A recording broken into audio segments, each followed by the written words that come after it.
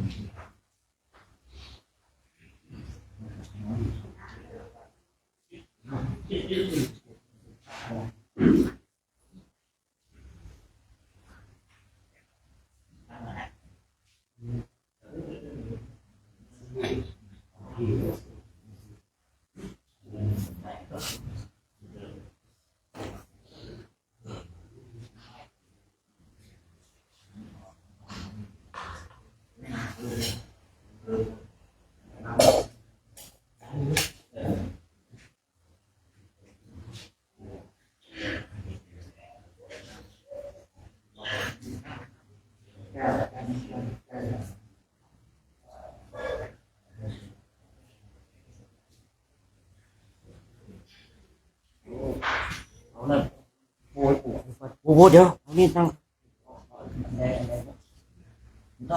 นี่ผมก็นั่งสองชั้นไงผมจะนั่งสูงกว่าปู่ไงคนละอันกัน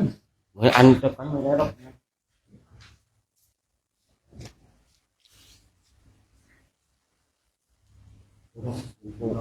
ปู่สมศักดิ์ศรีหน่อยนั่นที่พอไปแล้วเนี่ย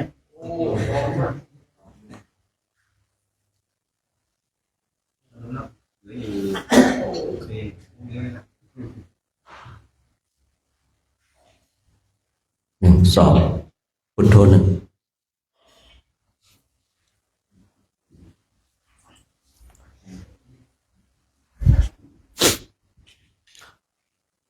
สวัสดีช่วงเช้าของวันที่เท่าไหร่รัศมีวันที่9นะวันที่9เดือน12 68นะนี่ไม่กี่วันก็ถึงวัดแล้วนะไม่กี่วันก็จะถึงวัดแล้วนี่วันที่9แล้วนะแต่เรายังอยู่ในเขตของเชียงใหม่อยู่นะ3-4 วันก็เข้าเขตเชียงรายแล้วนะเพราะว่าเราเลาะมาในเขตรอบนอกนะเราไม่ได้มารอบในนะแต่ก่อนที่จะถึงเชียงรายนี่ก็มีภูเขาเป็นบททดสอบอีก 2-3 บทนะแต่มาถึงขั้นนี้แล้วนะร่างกายของเรานี่พร้อมเท้าแตกเท้าพองเท้าบวมก็เริ่มเข้าที่นะครับผมกำลังร่างกายก็เข้าที่แล้วนะเป็นเรื่องปกตินะที่เราเดินแรกๆอาจจะปวดเมื่อยเจ็บนะแต่ว่าเราก็สามารถฟันฝ่าอุปสรรคจนมาถึงวันนี้ได้นะบางทีก็เนื่องด้วยกองหนุนเนาะนะได้กองหนุนได้กองกำลังที่ดีนะญาติโยมเขาก็คอยอุปถากนะถวายข้าวน้ำโภชนาอาหารยารักษาโรคเห็นเราเจ็บเราปวดเขาก็หายุกหายาถวายนะบางคนก็มีปัญญาบางคนมีปัญญามากปัญญาน้อยนะบางคนก็คนขวายหายุกหายามาถวายบางคนก็เอาปัจจัยไปอาจารย์ต้องการยาอะไรก็ไปซื้อเองก็แล้วกันนะคือบางครั้งนี่นะตัวยานี่ก็มีเรื่องเฉพาะอยู่เนาะเพราะว่าบางรูปเนี่ยอาจจะมียาส่วนตัวเนี่ยยาส่วนตัวเนี่ยคือบางอย่างพารากินไม่หายอย่างปวดหัวเงี้ยต้องกินยาชนิดอื่นเนี่ยถึงจะหายฉะนั้นเราท่านทั้งหลายนะมีกองหนุนที่ดีเราเหมือนกับ หารของพระพุทธเจ้าเนี่ยกำลังออกรบกันละเนี่ยกองหนุนกองกำลังกองเสบียงเนี่ยเช่นญาติโยมเขาก็คอยหนุนคอยช่วยเหลือเนี่ยข้าวน้ำโภชนาอาหารของเราเนี่ยถึงแม้ว่าคณะของเราเนี่ยจะไม่สมบูรณ์แต่ก็ขับเคลื่อนไปได้นะผมก็เห็นอยู่อย่างนี้ทุกๆปีนะครับผมแล้วของเราก็ไปกันแบบบุญกันจริงๆนะเพราะว่าคณะของเรานี่ไม่ใช่พระเด่นพระดังนะแต่คณะของเราเป็นพระที่ร่วมกันสร้างบารมีพระเจ้าหน้าที่เองก็ขนขวายในบุญนะได้หลายคนได้หลายท่านก็ขนขวายสละเวลาทั้งเรื่องของกำลังกายและกำลังทรัพย์แม้แต่ผู้ที่เขาร่วมโครงการบางรูปก็ช่วยเหลือชักชวนญาติโยมในการทำบุญทำกุศลตนเองก็ขนขวายยังเป็นห่วงญาติโยมให้ญาติโยมได้เป็นผู้ที่ได้ช่วยเหลือแม้แต่แม่ชีเองก็ดีแม้แต่อุบาสกอุบาสิกาเองก็ดีที่ติดตามมาเป็นเหตุให้คณะของเราเนี่ยมีความสุขช่วยเหลือกันอนุเคราะห์สงเคราะห์ซึ่งกันและกันเรามีอะไรเราก็ฉันเหมือนกันมีอะไรก็ฉันเหมือนกันมีอะไรก็ช่วยกันสมัยก่อนจะมีโยมเขาก็จะถวายบางทีพระบ้างโยมบ้างพอผมเดินมาถึงก็จะมีกาแฟนะกาแฟเมซอนปั่นเย็นเดินไปผมก็เราเปียกหมู่คณะนะไม่เอาต่อไปไม่ต้องมาซื้อมาให้ผมนะผมคือพูดง่ายๆไม่อยากเอาเปรียบหมู่คณะไม่ได้ฉันไม่ได้ฉันเหมือนกันหมู่คณะได้ฉันเราก็ฉันเราก็ดื่มบางทีมาบางวันท่านอะไรอาจจะเห็นแก้วกาแฟสดของพ่อเจ้าหน้าที่เนาะอันนี้กับบางครั้งเขาก็ต้องมีบ้างนะเนาะ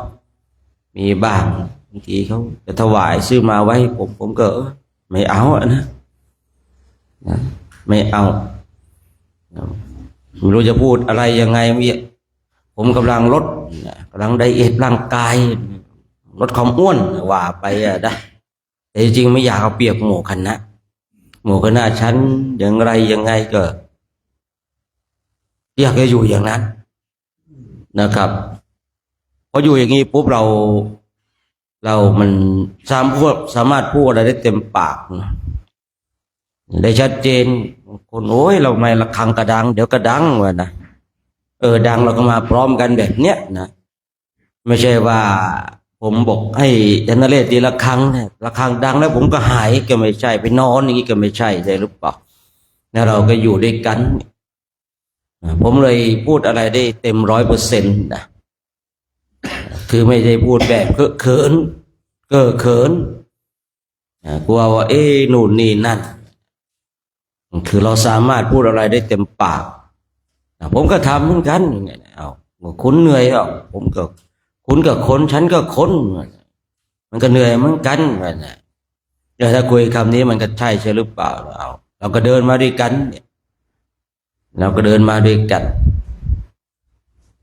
ผมไม่ได้แอบขึ้นรถมาไงนะผมก็เราก็เดินมาด้วยกันก้าวมาเหมือนกันเนี่ยบางทีก้าวผมมากไปเพราะผมขาสั้นไงบางรูปขายาวอย่างเงี้ยนะท่านได้9เดี๋ยวผมได้39ผมต้องเดิน39อย่างเงี้ยมาบางรูปขายาวใช่หรือเปล่าผมขาสั้นนะเตี้ยป๊อกล็อกอย่างเงี้ยนะต้องซอยเยอะหน่อยต้องก้าวให้เยอะหน่อยเดี๋ยวเราต้องมีความเพียรมากกว่าคนอื่นเขาแค่9เดียวเราต้อง39อย่างเงี้ยหรือว่าเรา29อย่างเงี้ยเขา59เราต้อง7 8 9โน่นบางทีนะเนี่ยคือเราต้องมีแรงผลักดันให้กับตัวเองท่านทั้งหลายเราอย่าไปน้อยใจในโชคชะตาชีวิตจนทำให้ชีวิตของเราพังเพราะการน้อยใจในโชคชะตาของชีวิตไม่ได้ทำชีวิตของเราให้ดีขึ้น มันมีแต่ทำให้ชีวิตของเราตกต่ำลง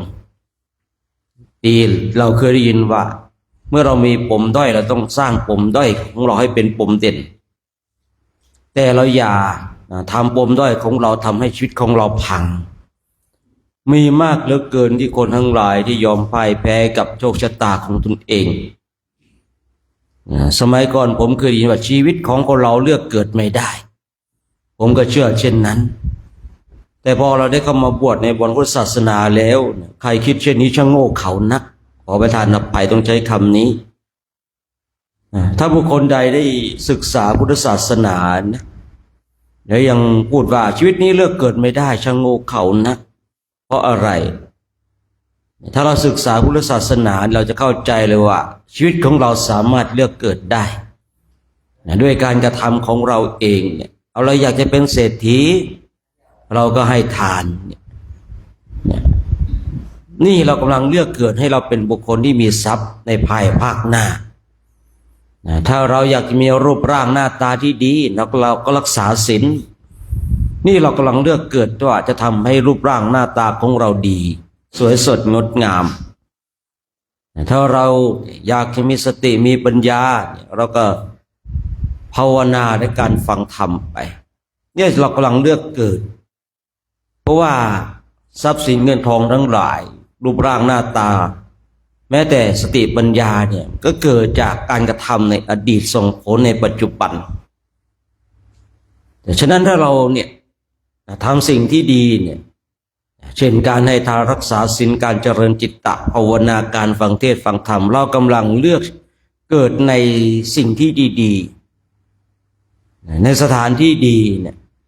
คือคำว่าชีวิตของคนเราเลือกเกิดไม่ได้มันเป็นคำปลอบใจของคนที่แบบไม่รู้จะไปยังไงต่อละก็เลยว่าโอ้ยชีวิตของเราเลือกเกิดไม่ได้ทำใจเถอะเนี่ยมันเป็นคำปลอบใจแต่ความเป็นจริงแล้วเนี่ยชีวิตของเราเลือกเกิดได้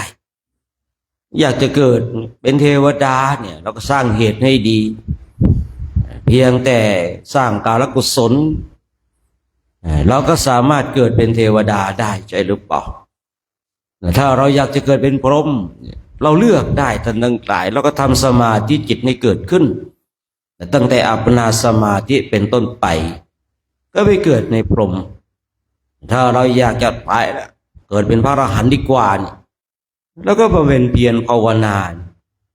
ถ้าเราอยากจะไปเกิดเป็นสัตว์เดรัจฉานเราก็ทำชีวิตของเราให้มันหลงไปเหมือนกับพระติสสะเนี่ยหลงในจีวรของตนเองเนี่ยถ้าเราเนี่ยอยากจะตกนรกเนี่ยเราก็ทำตัวเองให้โกรธไปดิจะไปได้นอนไปนรกแน่นอนอย่างเงี้ยเนี่ยคือไอ้คำว่าชีวิตของเราเลือกเกิดไม่ได้เนี่ยสมัยก่อนผมเองก็เชื่อเช่นนั้นนะพอเราได้ยินคำนี้บ่อยๆแต่พอเราก็มาศึกษาในพุทธศาสนาแล้วโอ้ยเลือกเกิดได้ชีวิตของคนเราเนี่ยทำไมมันจะเลือกไม่ได้เราจะเลือกมีรูปร่างหน้าตาอย่างไรเราจะเลือกให้เสียงของเรามีอย่างไร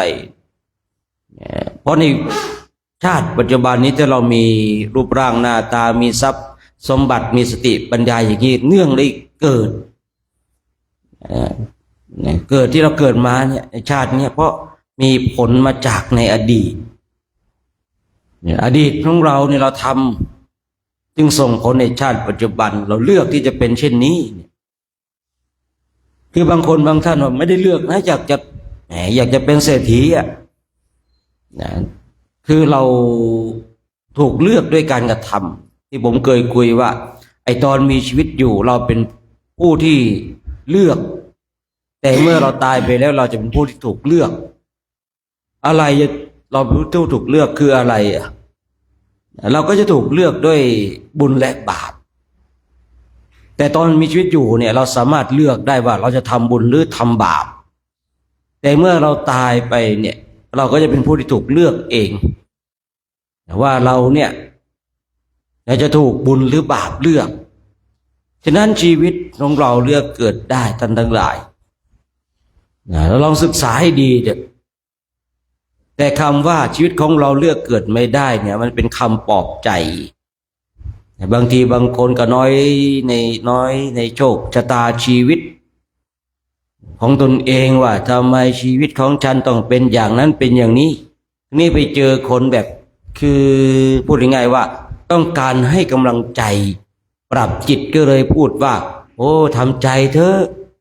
ชีวิตของเราเลือกเกิดไม่ได้พอได้ยินคำนี้รู้สึกถูกต้องแล้วชีวิตของเราเลือกเกิดไม่ได้ดิ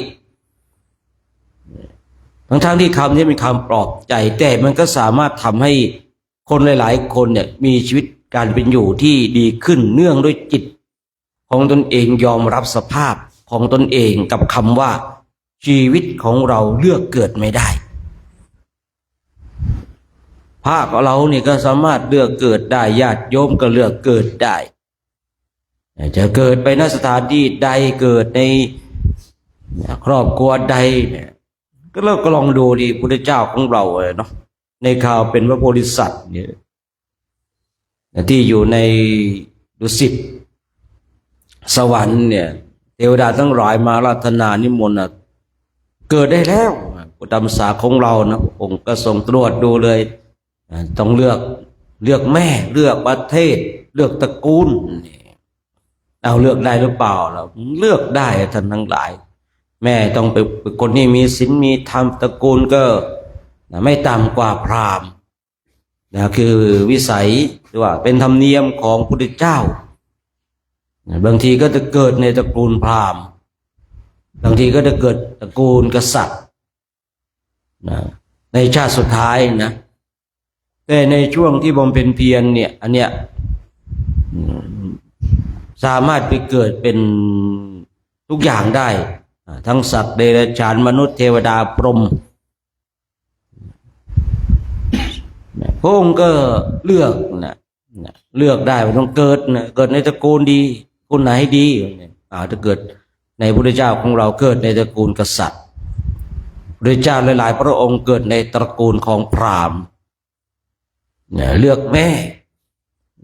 เนี่ยต้องเป็นคนที่มีศีลมีธรรมแม่นี่ต้องคือเป็นสตรีที่มีบุญได้สะสมมาเขาว่าสตรีที่จะเป็นแม่ของพระพุทธเจ้าเนี่ยแม่ของพระโพธิสัตว์ในชาติสุดท้ายนี่ต้องสะสมบารมีมาอย่างดีตอนนี้ก็ยังอยู่บนสวรรค์ตำราก็บอกว่าตั้งจิตปรารถนาว่าจะเป็นแม่พระพุทธเจ้าถ้าใช้คำว่าแม่ของพระพุทธเจ้านี่บางคนอาจจะมีข้อแย้งเนาะคือแม่พระโพธิสัตว์ในชาติสุดท้ายก็คงจะเข้าใจและอาจจะไม่มีคำอื่นมาโต้แย้งแต่เราก็แม่พระพุทธเจ้าเนี่ยมันเข้าใจดีง่ายกว่าคือตั้งจิตปรารถนาว่าจะเป็นแม่พระพุทธเจ้า5 พระองค์ด้วยกันโน่และจะได้บรรลุธรรมอีกทีนึงกับพระศรียเมตไตรนะเป็นแม่ของพระศรียเมตไตรเข้าใจง่ายๆนะตั้งจิตฉะนั้นเนี่ยพระโพธิสัตว์ในประชาติสุดท้ายเนี่ยก็ยังเลือกประเทศและดูที่จะไปเกิดในประเทศไหนดีก็เลือกท่านทั้งหลายฉะนั้นเราทั้งหลายนี่เราสามารถเลือกเกิดได้ด้วยการกระทำของเราเองด้วยการกระทำของเราเองนะไม่ใช่ด้วยการกระทำของบุคคลอื่นที่เรามานั่งบำเพ็ญเพียรภาวนาเนี่ยเรากำลังเลือกในสถานที่ที่ดีที่สุดสำหรับตัวของเราเองเรายอมทุกข์เรายอมลำบากในเบื้องต้นแต่เราจะสุขสบายในที่สุดถามว่าชีวิตความเป็นพระของเราถ้าเราเลือกความสุขสบายในเบื้องต้นได้ไหมได้เพราะทุกๆคนพร้อมที่จะบำรุงหรือว่าสนองกิเลสตัณหาของนักบวชเช่นเราโดยใช้คำว่าบุญ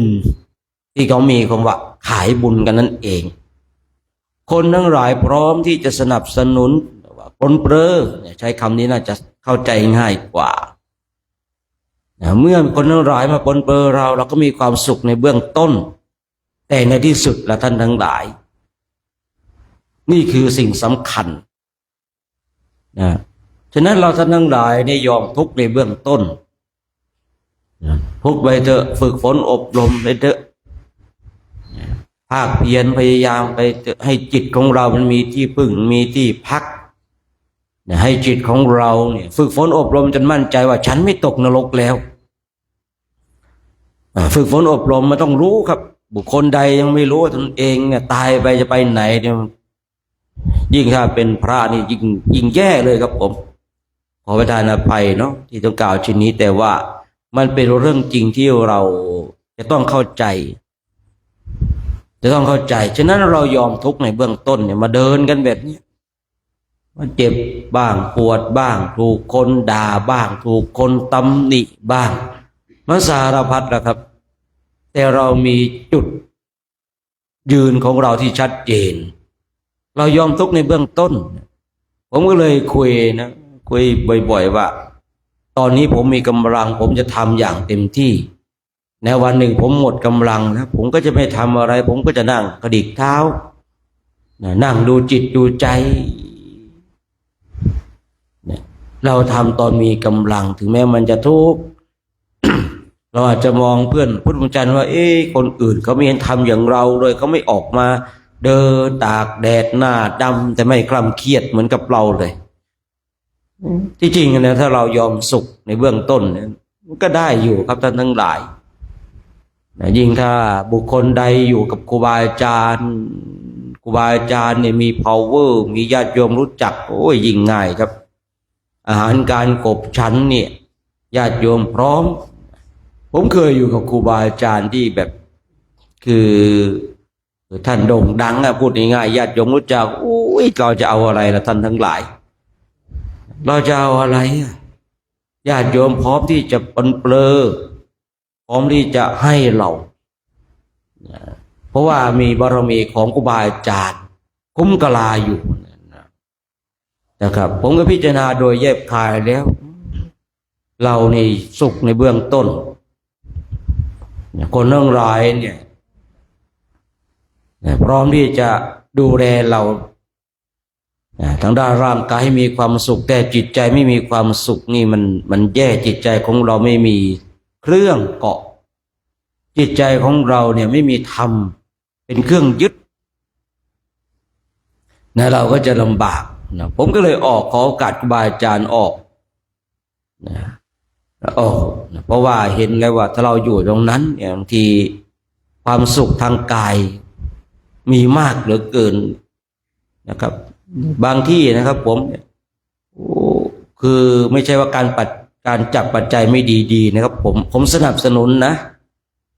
ผมสนับสนุนใครไม่จับปัจจัยเนี่ย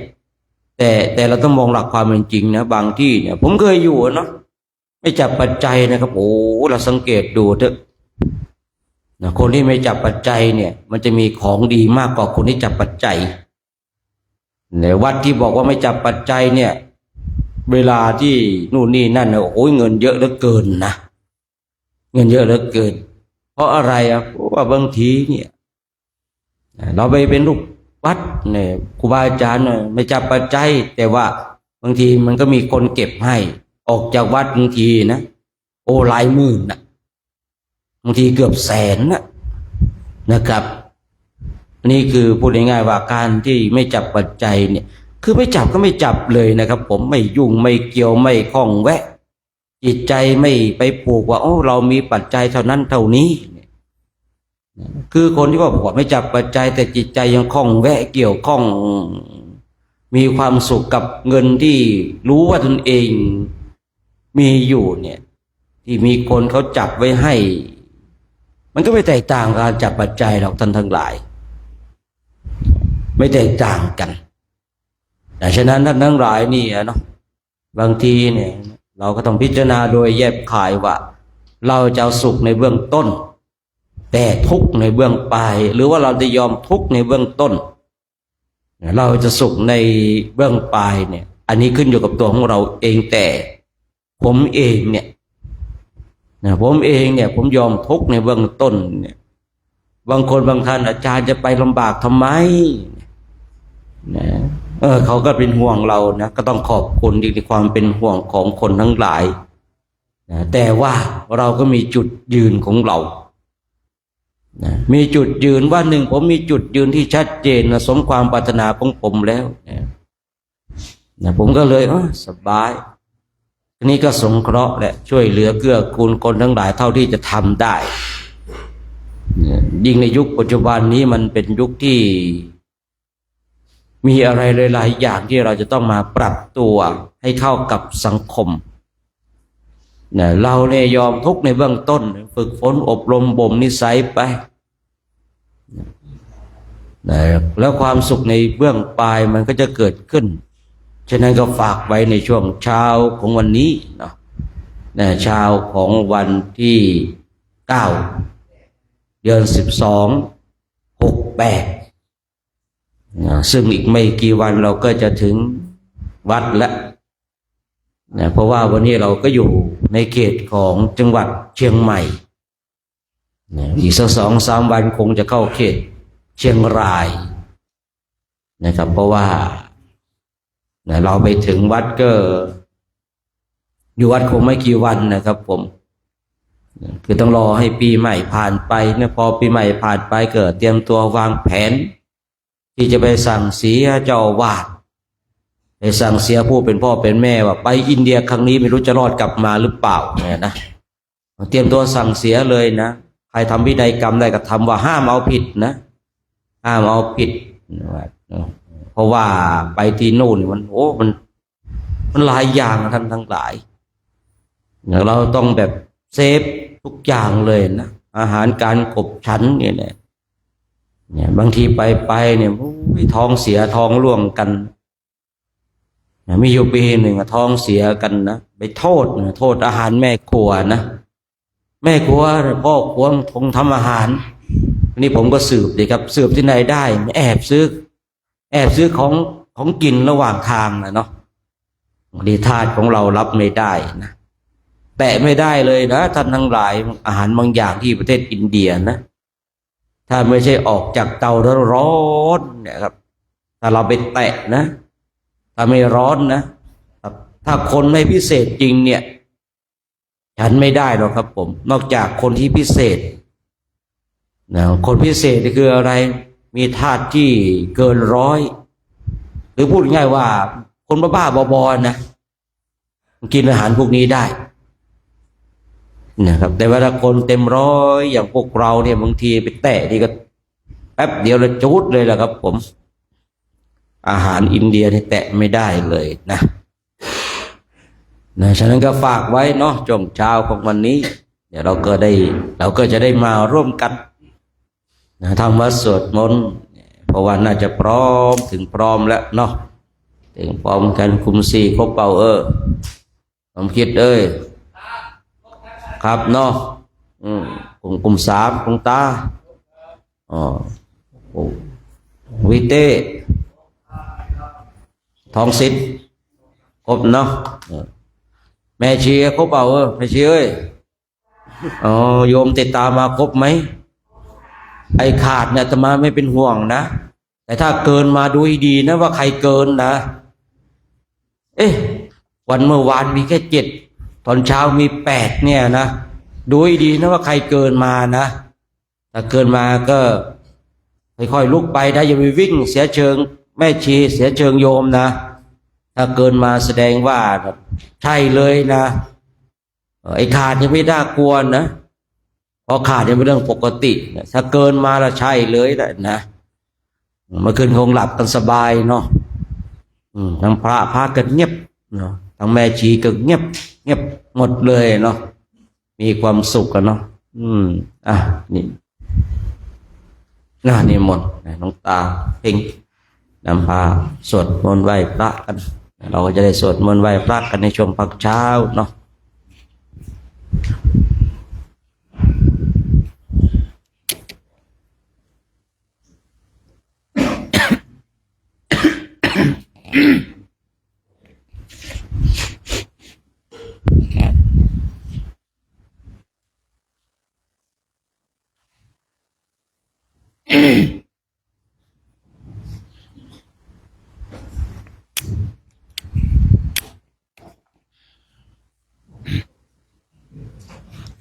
วันนี้ขออนุญาตครูบาอาจารย์ทุกรูปนะครับที่มาเป็นต้นเสียง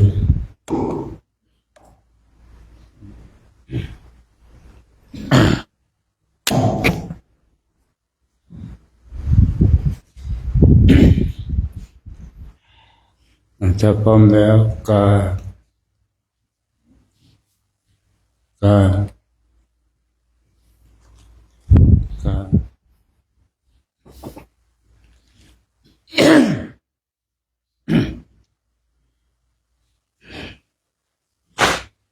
โย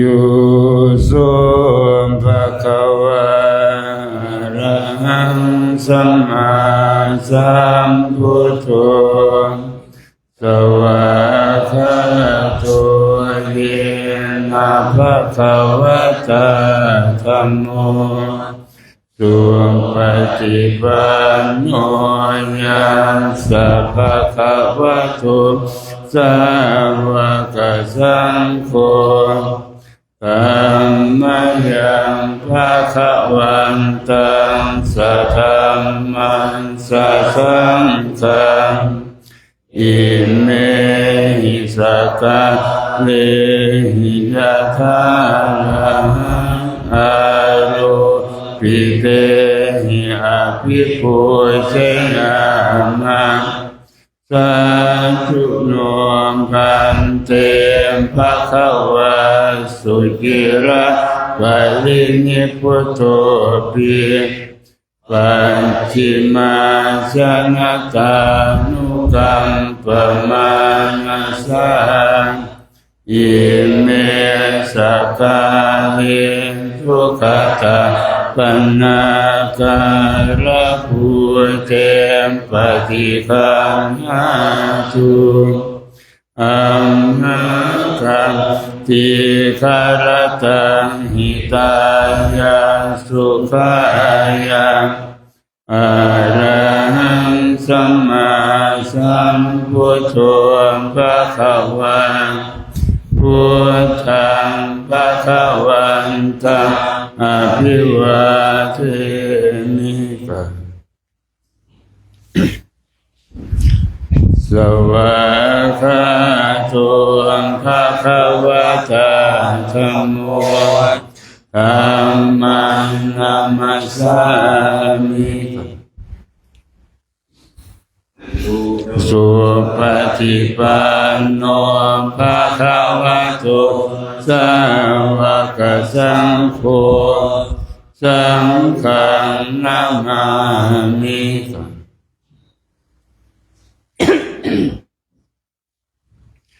อันธรรมยังพุทธัสสะภะคะวะโตบุพพาคะนะมะการังกะโรมะเสนะโมตัสสะภะคะวะโตอะระหะโตสัมมาสัมพุทธัสสะนะโมตัสสะภะคะวะโตอะระหะโตสัมมาสัมพุทธัสสะนะโมตัสสะภะคะวะโตอะระหะโตสัมมาสัมพุทธัสสะอันธรรมยังพุทธาภิทุติงกะโรมะเสโยโสตถาคตอะระหังสัมมาสัมพุทโธวิชาจารณะสัมปันโนสุขโตโรกาวิทูอนุตตรวมปุริสธรรมมัสสะเทวมนุษย์สานังพุทโธภะคะวะโยอิมาโลกังสะเทวะกังสมาลกังสะพัมมะกัง สัสสะมะนะภามะนิปัจจาสะเทวมนุสสังสยังอภิญญาสัจจิกาตวะปะเวเทสิโยธัมมังเทเสสิอาทิกัลยานังมัจเจกัลยานังปริโยสานะกัลยานังสัทธังสัพพยัญชนะเจวระปริปุณังปริสุทธังธัมมจริยังปะกาเสสิตัมมังภะคะวันตังอภิปูชยามิตัมมังภะคะวันตังศิรสานามามิอัน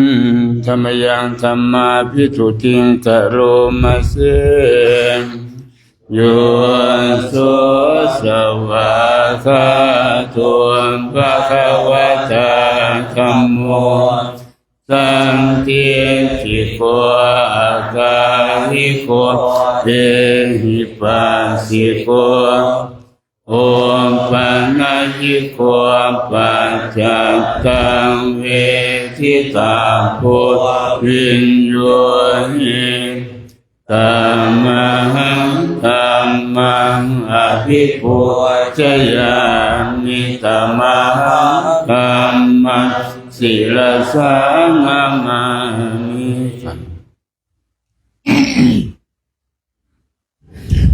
อันธรรมยังสังฆาภิทุติงกะโรมะเสโยโสสุปฏิปันโนภะคะวะโตสาวกสังโฆอุชุปฏิปันโนภะคะวะโตสาวกสังโฆยายาปฏิปันโนภะคะวะโตสาวกสังโฆสามีจิปฏิปันโนภะคะวะโตสาวกสังโฆยะติตังจัตตาริปุริสายุคานิอันทาปุริสปุคลาเอสัพพะคะวะโตสาวกสังโฆอาหุนายโยปาหุนายโยทักขินายโยอัญชลิกาลนิโยอนุตตรังปุญญาสิทธังโลกัสสะธัมมังสังฆังอภิปู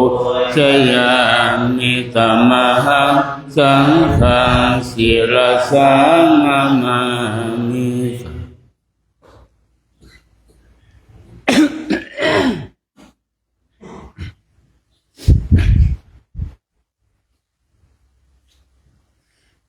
อันธรรมยังรัตนัตยปนามะคาทายโยเจวะสังเวคะปริกิตตนะปทัญจะปนามาเสปุ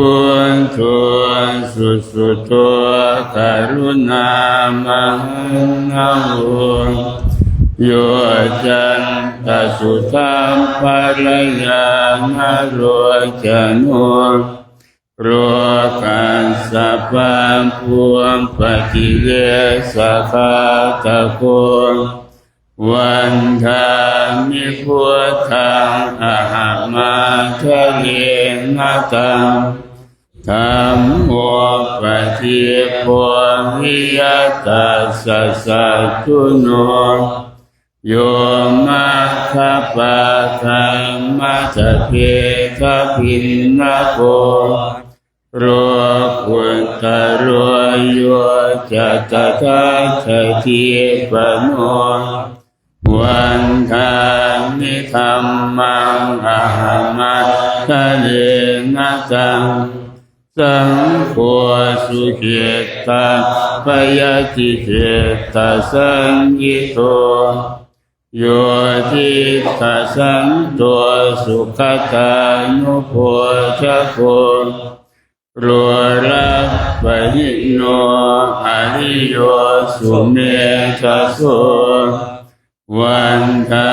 มิสังฆังอะหังมัตตะเลนะตังอิเตวะเมกันตะภิกขุสเนยกังวันตุตยังวันตยตาภิสังขตังปุญญังมายายังมัมมัสสะปุปันตวามาหุนตุเวตัสสะปะภาวะสิทธิยาอินทะตถาคตโลเกอุปันโนอะระหังสัมมาสัมพุทโธธัมโมจะเทสิโตนิยานิโกอุปัสสมิโกปะรินิพพานิโกสัมโพธคามิสุขตัปปะเวทิโตมายันตังธัมมังสุตวะเอวังชานามังชาติปิทุกขา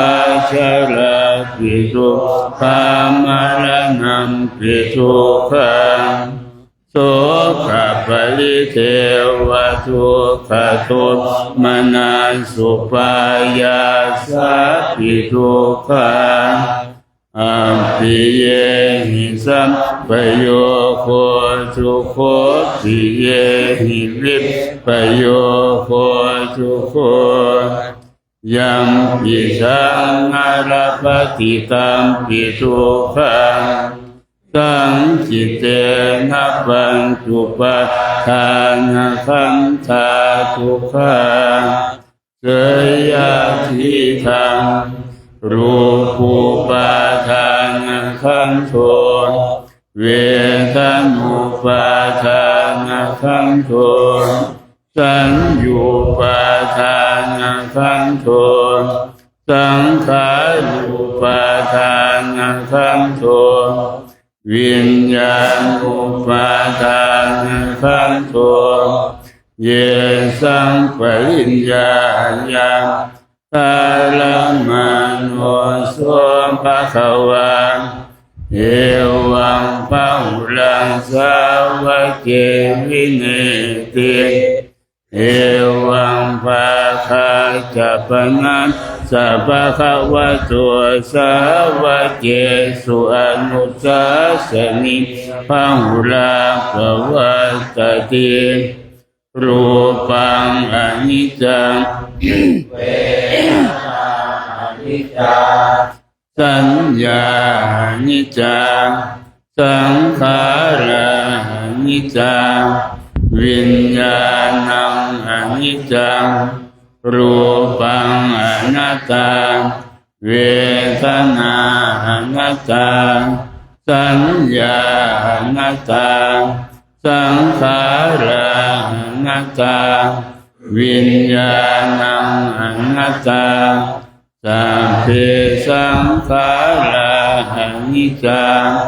สัพเพธัมมาอนัตตาติ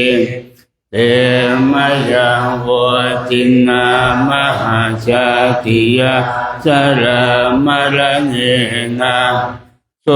เจหิปริเทเวหิทุเจหิโทมานะเสหิอุปายาเสหิทุกขตินาทุกขังปะเลตาอัปเปวนานิมาสเกวรัสสะทุกขังขันธัสสะอันตกิริยาปัญญาเยธาทิ อิระปรินิพพุตังปิตังภคะวันตังอุทิสะอรหันตังสัมมาสัมพุทธังสัทธาอาการะสมาอนาคาริยังปัปปจิตังตัสมิงภะคะวะติธัมมัจจริยงจรามะภิกขุนังสิกขาสัสิวะสมาปันนาตังโมภัมมัจจริยงอิมาสเจวรัสสตุขังขันธัสสะอันตกิริยายะสังวัตตุติ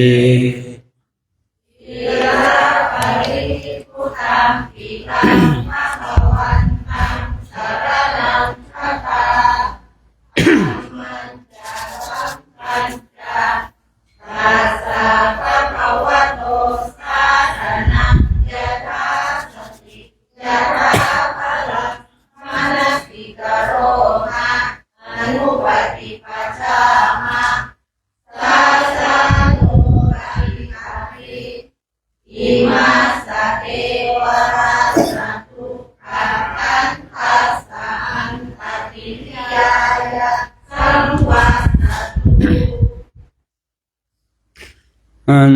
ธรรมยังสาตุปฏิกุลปัจเจเวคณะปะทังปนามาเส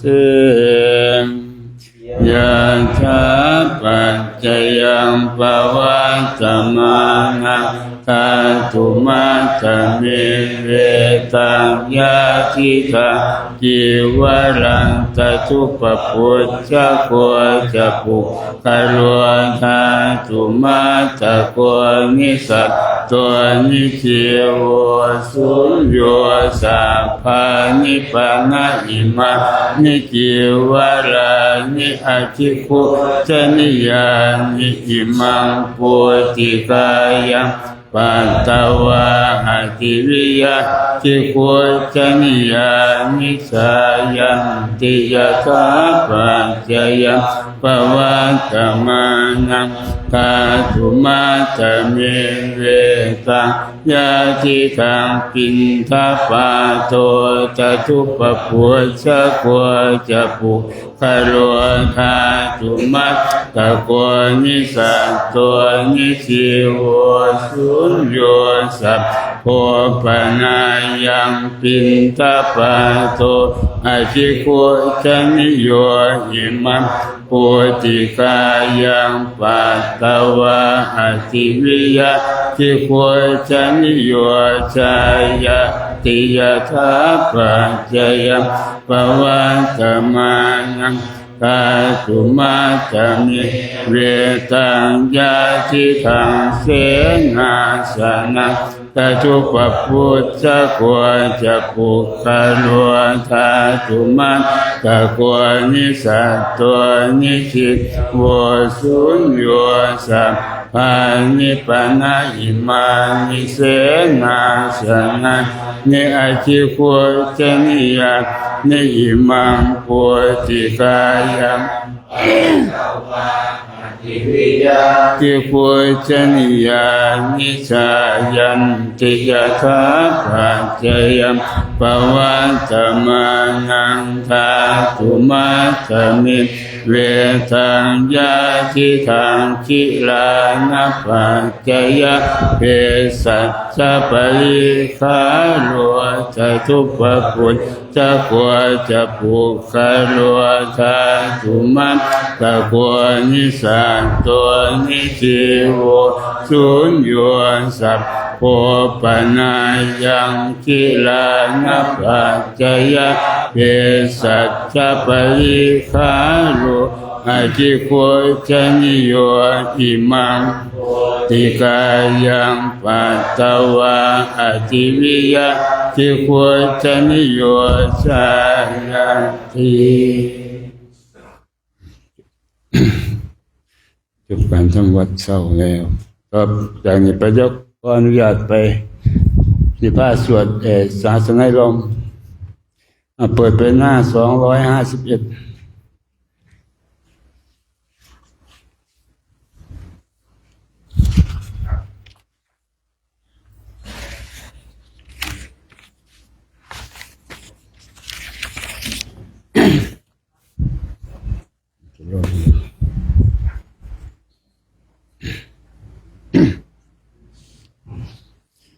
นะโมตัสสะภะคะวะโต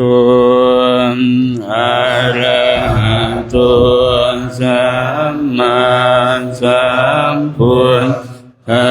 สสะนะโมตัสสะภะคะวะโตอะระหะโตสัมมาสัมพุทธัสสะนะโมตัสสัมภะคะวะโตอะระหะโตสัมมา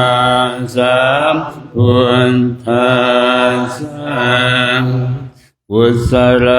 ธัมมะอกุศลธัมมาอัปปยากตะธัมมากัตเมธัมมากุศลายสมิงสมัยเยโรกุตลังจานังภาเวตินิยานิกังอัปปยัคขติฆาตานังปะหานายาปัจมายาภูมิยาปัจติยาวิวิเตวะกาเมหิปัจมังจานังอุปสัมปัจจวิหารติทุกขาปฏิปทังขันธาปิญญังทุกขาปฏิปทังจิปปาปิญญังสุขาปฏิปทังขันธาปิญญังสุขาปฏิปทังจิปปาปิญญังตัสสมิสมัยเยปัสโสโหติอวิคเกโปโหติอิเมธัมมากุศลังกัตเมธัมมากุศลายสมิงสมัยเยภาเวตินิยานิกังอัปปยัคขานิทิติฆาตานังปะหานายาปัจมายาภูมิยาปัจติยาวิตักขวิจารนังวุปสัมมาทุติยังจานังตติยังจานังจตุทังจานังปัฏฐมังจานังปัญจมังจานังอุปสัมปัจจวิหารติทุกขาปฏิปทังขันธาปิญญังทุกขาปฏิปทังจิปปาปิญญังสุขาปฏิปทังขันธาปิญญังสุขาปฏิปทังจิปปาปิญญังตัสสมิงสมัยเยปัสโสโหติอวิคเกโปโหติอิเมธัมมากุศลังกัตเมธัมมากุศลายสมิงสมัยเยโรกุตลังจานังภาเวตินิยานิกังอัปปยัคขานิทิติฆาตานังปะหานายาปัฏมายาภูมิยาปัจติยาวิวิเกวะกาเมหิปัฏมังจานังอุปสัมปัจจวิหารติทุกขาปฏิปทังขันธาปิญญังสุญญตังทุกขาปฏิปทังจิปปาปิญญังสุญญตังสุขาปฏิปทังขันธาปิญญังสุญญตังสุขาปฏิปทังจิปปาปิญญังสุญญตังตัสสมิงสมัยเยปัสโสโหติติอิเมธัมมากุศลังกัตเมธัมมากุศลายสมิงส มัยเยโร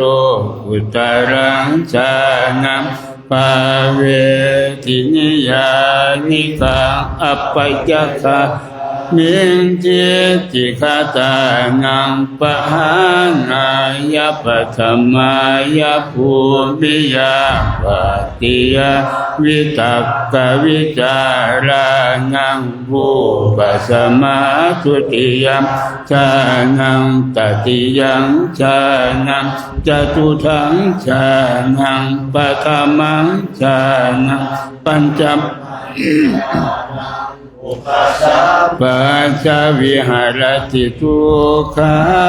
ปฏิปตังทันทาปิญญาสุญญตังทุกขาปฏิปตังจิปปาปิญญาสุญญตังสุขาปฏิปตังทันทาปิญญาสุญญตังสุขาปฏิปตังจิปปาปิญญาสุญญตังตัสสมิงสมัยเยปัสโสโหติอวิเกโปโหติอิเมธัมมากุสลังกัตเมธัมมากุสลายสมิงสมัยเยโลกุตรังชานังภาเวตินิยานิกังอัปปัจจยคามิเจติคาตานังปะหานายาปัตมายาภูมิยาปัตติยาวิวิเกวกาเมหิปัตมังชานังอุปสัมปัจจวิหารติทุกขาปฏิปตังขันธาปิญญาอัปปนิหิตังทุกขาปฏิปตังจิปปาปิญญาอัปปนิหิตังสุขาปฏิปตังขันธาปิญญาอัปปนิหิตังสุขาปฏิปตังจิปปาปิญญาอัปปนิหิตังตัสสมิงสมัยเยปัสโสโหติอวิเกโปโหติอิเม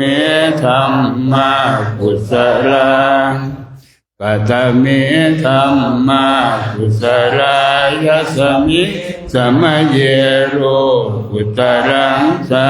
นังภาเวตินิยานิกังอัปปัจจยคามิเจติคาตานังปะหานายาปัตมายาภูมิยาปัตติยาวิตักกวิจาระนังภูปัสมาทุติยัมชานังตติยังชานังอุปสัมปปัตมังชานังปัญจมังชานังอุปสัมปัจจวิหารติทุกขาปฏิปตังทันทาปิญญาอัปปนิหิตังทุกขาปฏิปตังจิปปาปิญญาอัปปนิหิตังสุขาปฏิปตังทันทาปิญญาอัปปนิหิตังสุขาปฏิปตังจิปปาปิญญาอัปปนิหิตังตัสสมิงสมัยเยปัสโสโหติอวิเกโปโหติอิเมธัมมากุสลังกัตเมธัมมากุสลายสมิงสมัยเยโรกุตรังชานังภาเวตินิยานิกังอัปปัจจยคามิเจติคาตานัง ยะภูมิยาปันติยาวิวิเจวะกาเมหิปัสสมังชา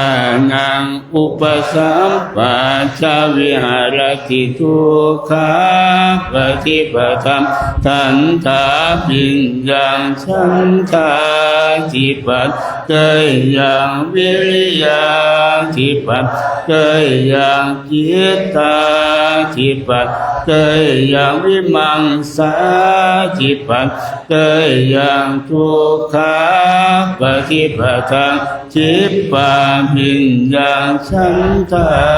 ทิปัสเตยังวิริยา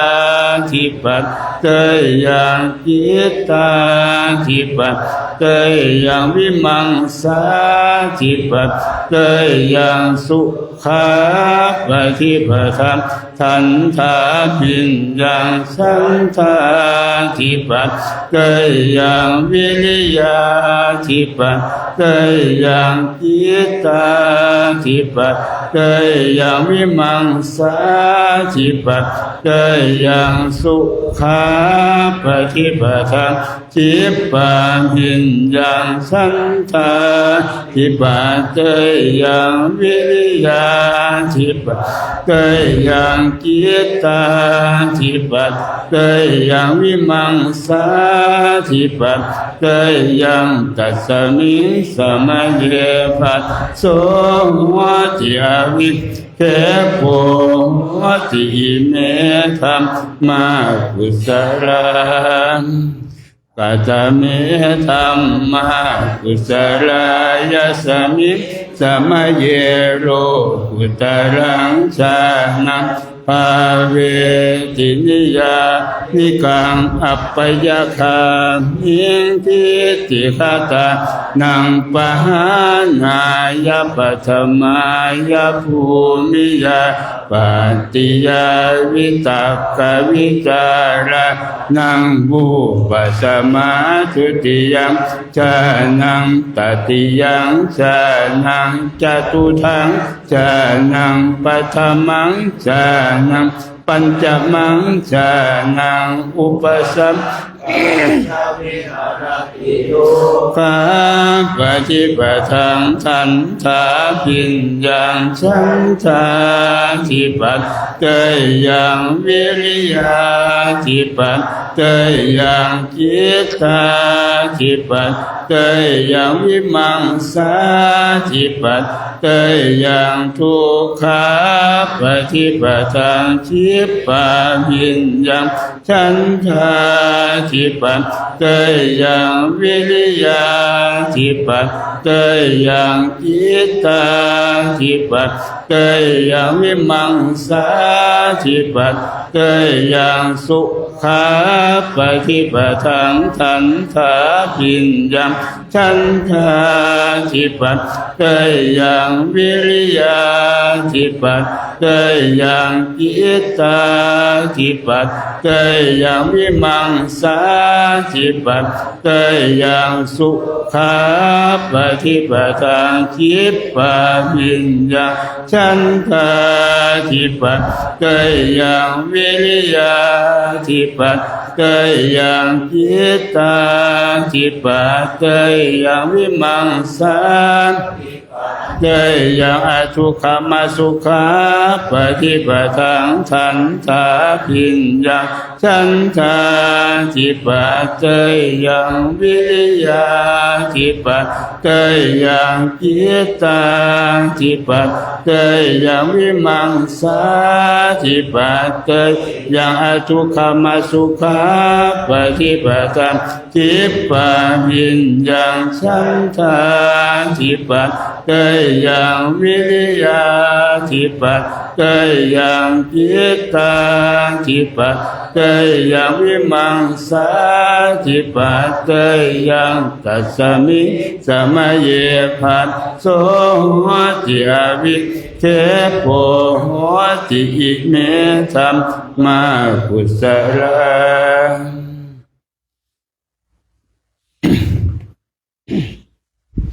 เปิดไป528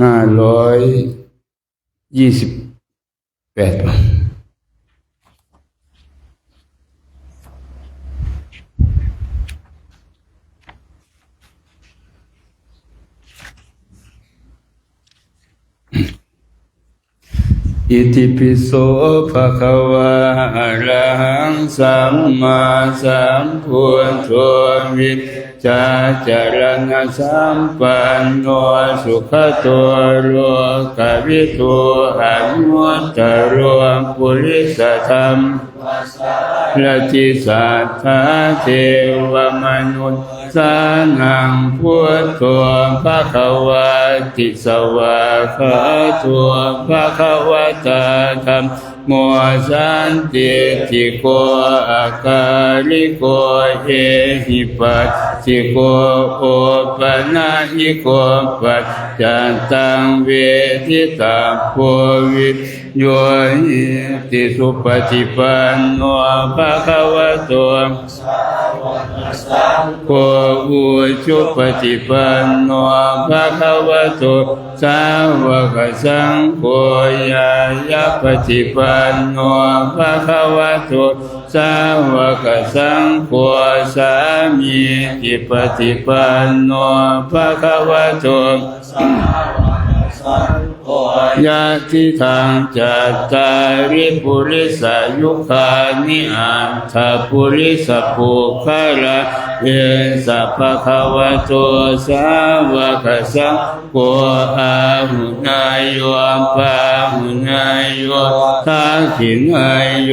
อัญชลิกรณิโย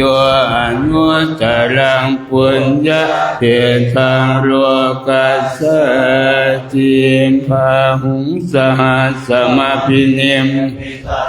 พุทธันตังคลิเมฆารังวุติตะโครัสเสนามารังทานาจิธรรมวิจินาจิตวามุนินโทตันเตชะสาภวตุเตชะยมังคารานิมาลาติเลกามปิโยจิตสัพติงโครัมปนาลวะกมะขมทัตถยาคังคันเตสุทันตวิธินาจิตวามุนินโตภวตุเตชะยมังคารานินาราคิลิงขจวรังอธิมาตาพุตังทาวัจิจักขวัสเนวสุธามตังเมตัมพุเสกวิธินาจิตวามุนินโทตันเตชะสาภวตุเตชะยมังคารานิอุจิตตะภะคะมะติหัตถสุทัสลุนันตังทาวันติโยชนะปะทังปุริมาละวันตังอิเทียมพิสังขตมโนจิตวามุนินโทตันเตชะสาภวตุเตชะยมังคารานิกัตตวานกัตตมุตรังอิวะคาปินิยาจินจายตุตวะจนัมจนกายมาเทสันเตนะโสมวิธินามุนินโทตันเตชะสาภวตุเตชะยมังคารานิสัจจังวิหายมติสัจจกวะทะเจตุงวาทาพิโรปิธรรมนังอธิอันตะปัวตังปัญญาปฏิปัจจลิโตมุนินโทตันเตชะสาภวตุเตชะยมังคารานินันโท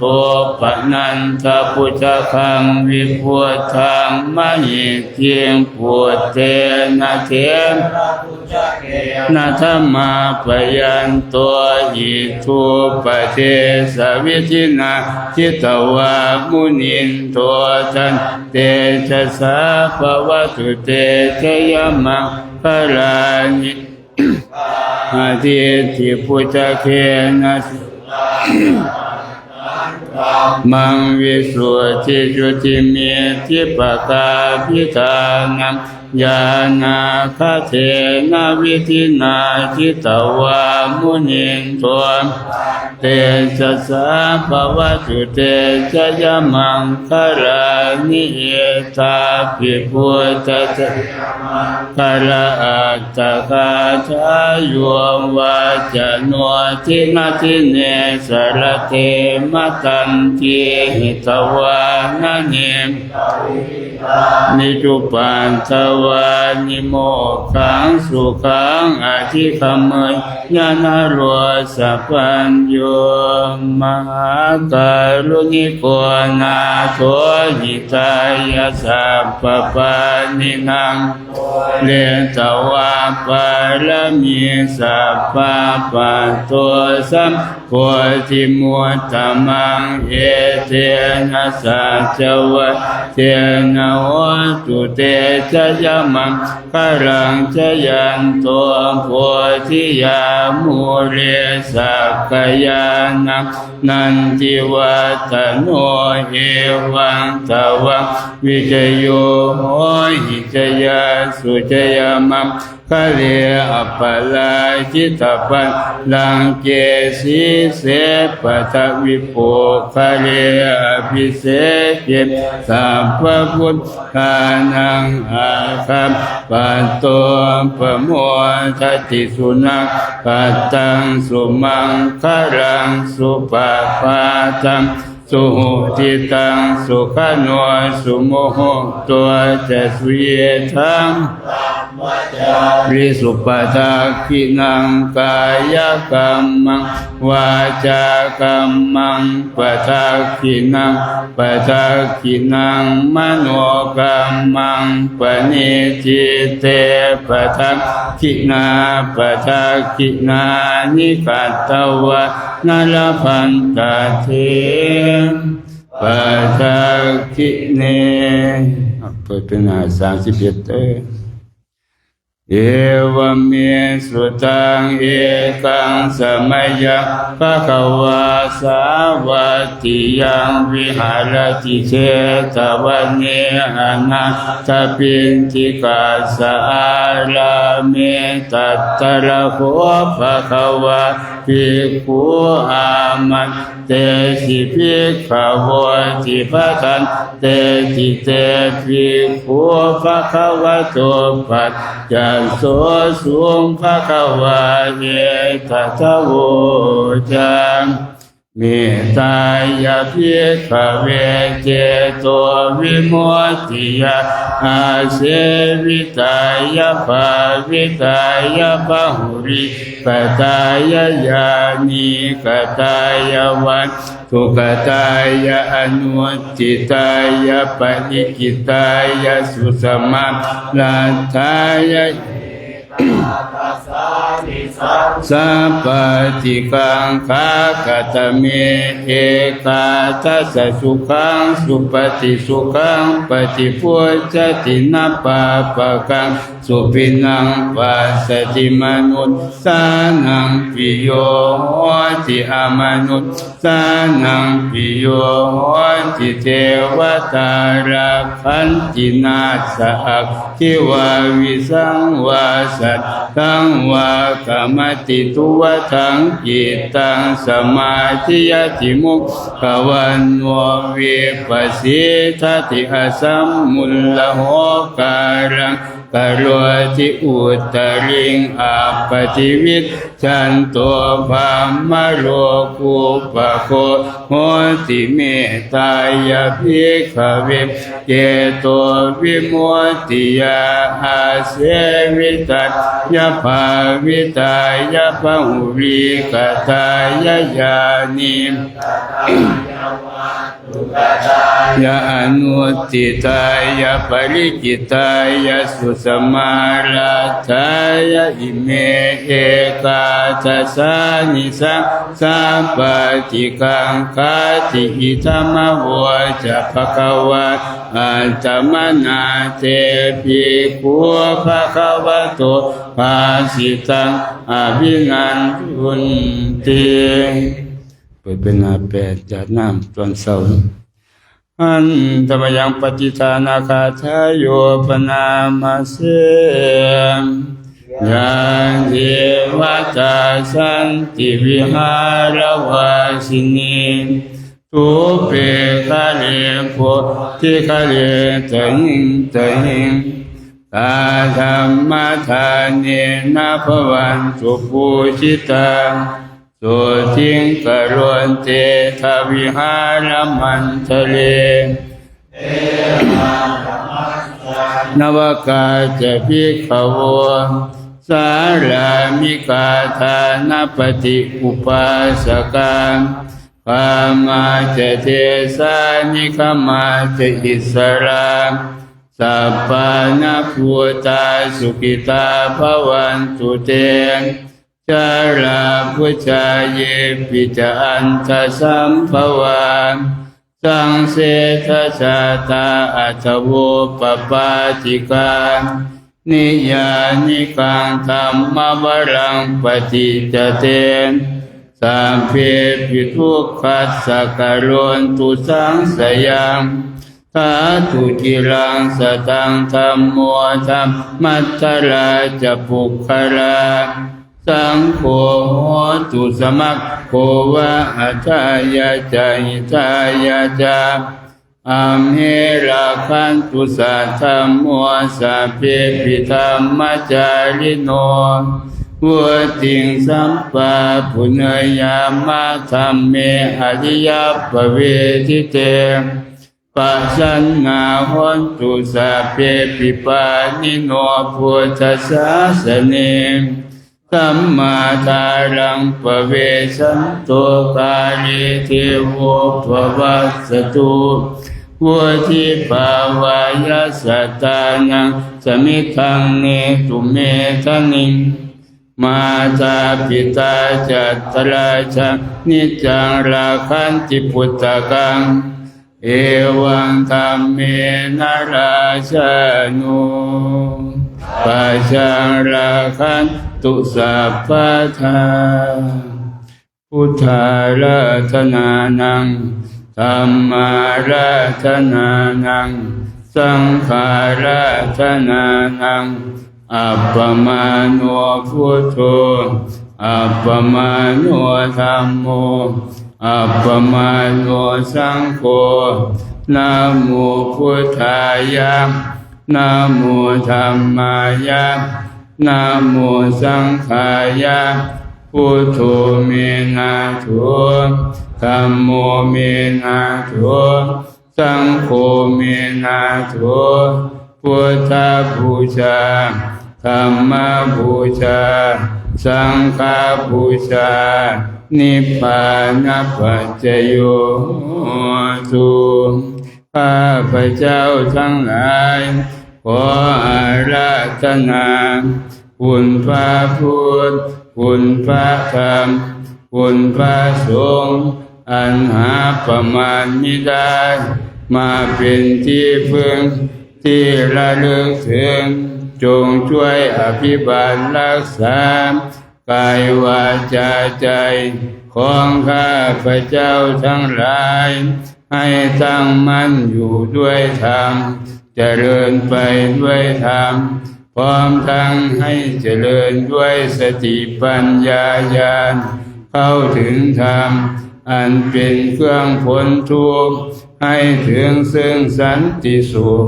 เป็นผู้รู้ผู้ตื่นผู้เบิกบานโดยไพบูลย์ทุกประการและ ให้ถึงความทางส่วนตนบุคคลอื่นชีวิตอื่นอันเป็นเพื่อนทุกข์เกิดแก่เจ็บตาย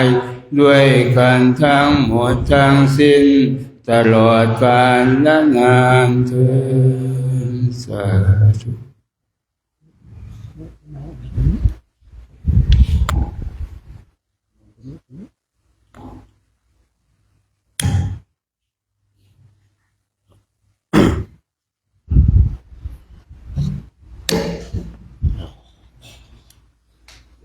ลืมปิดไมค์ครับ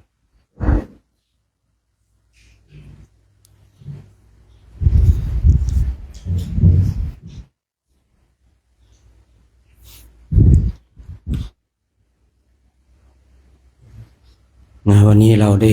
สวดพระศาสนาว่าด้วยการปฏิบัตินะ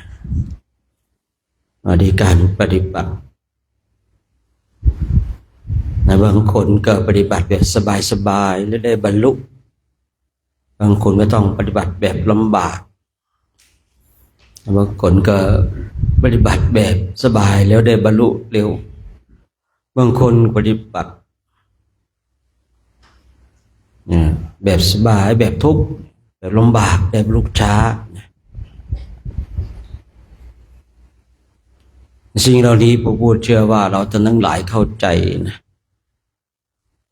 เพราะการปฏิบัติจะทำให้เราเข้าใจในสิ่งที่เราพึงเข้าใจคือตัวของเราเองการปฏิบัติธรรมกรรมฐานไม่ให้เราเข้าใจคนอื่นนะให้เราเข้าใจในตัวของเราเองถ้าเราปฏิบัติธรรมกรรมฐานแล้วเข้าใจบุคคลอื่นแสดงว่าเราต้องมีการผิดพลาดในการปฏิบัติในเบื้องต้นต้องเข้าใจตัวเองก่อนที่จะไปเข้าใจคนอื่นแต่เมื่อเราเข้าใจตัวของเราเองแล้วการที่เราจะเข้าใจคนอื่นนี่มันเป็นสิ่งที่เป็นไปได้ท่านทั้งหลายทุกสิ่งทุกอย่างเราจะรู้ว่าเราเนี่ยการปฏิบัติธรรมกรรมฐานเราต้องปฏิบัติแบบสบายหรือปฏิบัติแบบทุกข์คือปฏิบัติแบบสบายอย่างที่เคยได้กล่าวไว้นั่นแหละแต่ยังถามว่าเราเนี่ยปฏิบัติแบบทุกข์ไหมก็ยังนะเนี่ยเอาพระจักกุบาลมาเป็นข้อคิดนะขนาดพระจักกุบาลบรรลุธรรมในฝ่ายของสุขวิปัสสโกนะพระจักกุบาลเนี่ยมันเอาดวงตาเข้าแลกธรรมนะหมอบอกว่าถ้าไม่นอนหยอดตาดวงตาบอดแน่พระจักกุบาลทำยังไงปรึกษาตัวเองว่าจะเอาดวงตาหรือจะเอาธรรม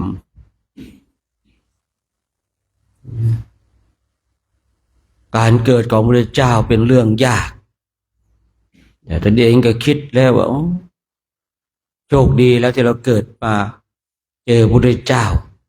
นานเหลือเกินกว่าจะได้เจอเมื่อถ้าเราเจอแล้วเรายังรักษาดวงตาของเราอยู่แต่เราไม่รักษาธรรมมันอาจจะตายได้มันอาจจะตกนรกได้พระจักกุบาลเลยเลือกธรรมที่พระเจ้าทรงตรัสไว้ดีแล้วหมอให้นอนหยอดตายาเนี่ยเป็นยาพิเศษชนิดใดก็ไม่รู้นะถ้นั่งหยอดเนี่ยไม่สามารถที่จะรักษาดวงตาได้ให้หายขาดได้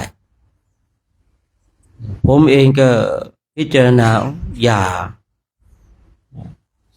ต้องนอนหยอดนั่งหยอดก็ไม่ได้ผมก็ไม่เข้าใจนะแต่ว่าทำไมเนี่ยคือเราสามารถเอาน้ำหยอดตาน้ำยาหยอดตาได้มันน่าจะจบตรงที่ว่าเมื่อน้ำหยอดลงที่ดวงตาแล้วมันก็จบเพราะตัวยามันน่าจะเข้าไปแต่ที่ไหนได้ยาชนิดนี้โรคชนิดนี้ต้องนอนหยอดอย่างเดียวจึงจะหายนั่งหยอดก็ไม่ได้ก็มีแบบนี้เหมือนกันนะแต่ผมเองก็คือมีความคิดนะว่ามันน่าจะจบที่ทำยังไงก็ได้ที่ทำให้น้ำยาเนี่ยลงไปในตาได้จะนั่งจะยืนจะนอนจะเดินมันน่าจะเหมือนกันนะเพียงแต่เราเอาน้ำยาหยอดลงไปในตาได้มันจะจบแต่หมอบอกว่าต้องนอนหยอดเท่านั้นโรคในตาของพระจักกุบาลจึงจะหายนั่งหยอดก็ไม่หายเดินหยอดก็ไม่หายยืนหยอดก็ไม่หายทั้งที่น้ำยาลงไปในตาเหมือนกันพระจักกุบาลเองเนี่ยปรึกษาตัวเองนะเอาทำดีกว่าเป็นเหตุให้ตนเองได้บรรลุธรรมนะครับว่าตอนที่ตนเองได้บรรลุธรรมกับที่ดวงตาแตกเนี่ยคือแบบมัน ว่าจะพร้อมกันก็ไม่ได้แต่มันไล่เลี่ยกันมากเลยนะยังมีบางตำราบอกว่าคือไล่เลี่ยจนกันไม่รู้ว่าดวงตาแตกก่อนหรือว่าทำได้บรรลุธรรมก่อนนะบางตำราเขาก็เขียนไว้เช่นนี้แต่บางตำราแบบนี้ก็ต้องบอกว่าชั้นอาตถกถาบางทีก็ไม่รู้ว่าบรรลุธรรมก่อนหรือว่าในตาแตกก่อนมาไล่เลี่ยกันมากเลยตรงจุดนี้เราก็ไม่ต้องไปใส่ใจอะไรมากมายแต่ใส่ใจว่าขนาดพระจักกุบาลฝึกฝนอบรมถือในอิริยาบถ3คือยืนเดินนั่งไม่นอนในไตรมาสนั้นพระจักกุบาลเนี่ยเป็นประธานสงฆ์ก่อนเข้าพรรษานี่ก็ปรึกษากันว่าในพรรษานี้ท่านทั้งหลายจะมีความเพียรเช่นใดจะอยู่ในอิริยาบถเท่าไหร่พระที่อยู่ร่วมกับพระจักกุบาลบอกอยู่ในอิริยาบถ4จะตั้งความเพียรอย่างนั้นอย่างนี้ส่วนพระจักกุบาลเองก็ประกาศในท่ามกลางสงฆ์ว่าในไตรมาสนี้จะถือในอิริยาบถ3คือยืนเดินนั่งไม่นอนที่เราบอกว่าถือเนสชิกนั่นเองคือไม่นอนถือเนสชิกเนี่ยบางทีก็มีอย่างเบาอย่างกลางอย่างที่สุดคืออุกิจอย่างอุกิจนี่คือไม่พิงฝาผนังนั่งไม่หลับตัวตรงอย่างเดียวอย่างเบาบางทีก็ยังเอาหลังไปพิงกับพื้นบ้างเก้าอี้บ้างมานั่งอะไรบ้างยังเอาบาตรหรือว่าเอาสิ่งอื่นมาลองด้านหน้าของเราบ้างหรือว่านี่อย่างเบาคือเราก็ต้องรู้ในตรงจุดนี้นะพระจักกุบาลเองก็คือในอิริยาบถ3บางทีโรคในตาเกิดขึ้นหมอก็บอกว่าต้องนอนหยอดยานะพระจักกุบาลก็หยอดแต่ว่านั่งหยอดหมอนี่ก็เก่งมานะหมอรู้ทำไมหยอดแล้วไม่หายเพราะเชื่อมั่นในตัวยาของตนเองว่ายังไงก็ต้องหายไอ้โรคแค่นี้เองก็เลยถามพระจักกุบาลว่าท่านนั่งหยอดหรือนอนหยอดพระจักกุบาลก็นิ่งนิ่งหมอก็ไปดูเห็นแต่ที่นั่งไม่เห็นที่นอนหมอก็บอกว่าถ้าท่านไม่นอนหยอดเนี่ยตาของท่านบอดแน่นอนนะพระจักกุบาลก็ยังพึงนั่งหยอดต่อไปเมื่อโรคในตายังไม่หายหมอก็ถามว่าท่านนอนหยอดหรือนั่งหยอดพระจักกุบาลก็นิ่งหมอคงแบบคืออ่อนใจแล้วบอกว่าฉะนั้นจะหยุดการรักษาท่านห้ามบอกใครๆนะว่าเราเป็นหมอรักษาในตาของท่านเพราะหมอเขารู้เนี่ยบอดแน่นอนหมอเขากลัวเสียชื่อหยุดการรักษาพระจักกุบาลเองก็ปรึกษาตัวเองจะเอายังไงเนี่ยคือฝึกฝนอบรมเนี่ยพระจักกุบาลนี่อยู่ในฝ่ายของสุขวิปัสสโกอย่างเราท่านทั้งหลายที่ออกมาจาริกเช่นนี้เนี่ยที่เรามาฝึกฝนมาอบรมกันเนี่ยเมื่อเราฝึกฝนอบรมถ้าเราคิดบอกว่าโอ้ยมันอุกกิจเหลือเกินมันลำบากเหลือเกินเราลองเอาเรื่องของพระจักกุบาลมาเปรียบเทียบกับการฝึกปฏิบัติของเราคือโดยส่วนมากพระที่แบบมีปฏิปทาในการออกจาริกเช่นเนี้ยคือมันจะต้องฝึกฝนอบรมต้องเจอสิ่งหลายๆอย่างถ้าเราไม่มีปฏิปทาเช่นนี้ยากเหลือเกินที่จะออกมาเช่นนี้ฉะนั้นการฝึกฝนอบรมเนี่ยเพื่อเพิ่มพลังของเราพลังของเราเนี่ยพุทธศาสนาเนี่ยมีกำลัง5 อย่างมีศรัทธาเนี่ยมีวิริยะสติสมาธิปัญญาเนี่ยที่เรากำลังทำกันอยู่ตอนเนี้ย เรากำลังเพิ่มพลังในพุทธศาสนาเพื่อให้เกิดกำลังในการทำลายอาสวะกิเลสทั้งหลายศรัทธาวิริยะสติสมาธิปัญญาคือเมื่อเรามีศรัทธามีความศรัทธานี่มั่นคงไหมเชื่อมั่นคงขนาดไหนว่าพระพุทธเจ้ามีจริงพระธรรมมีจริงพระสงฆ์มีจริงนะมีความเชื่อมั่นขนาดไหนว่าคุณของพระพุทธเจ้าคุณของพระธรรมคุณของพระสงฆ์มีจริงเนี่ยผมชอบใจมากเลยนะที่พระพุทธเจ้าพระองค์ทรงตรัสธรรมของพระองค์เนี่ยถ้าเริ่มต้นด้วยศรัทธาต้องจบด้วยตัวปัญญา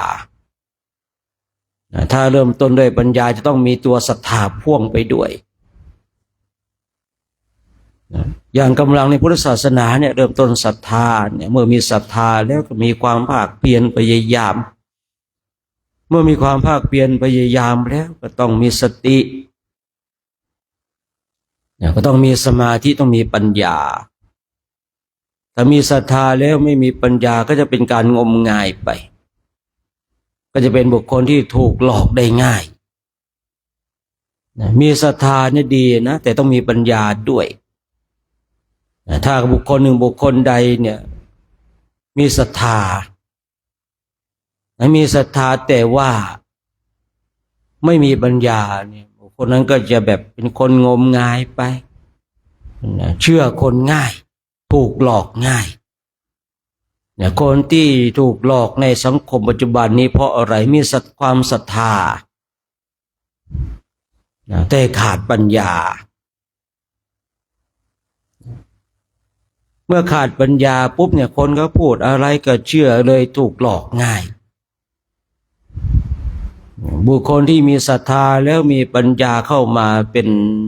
องค์ประกอบด้วยบุคคลเหล่านี้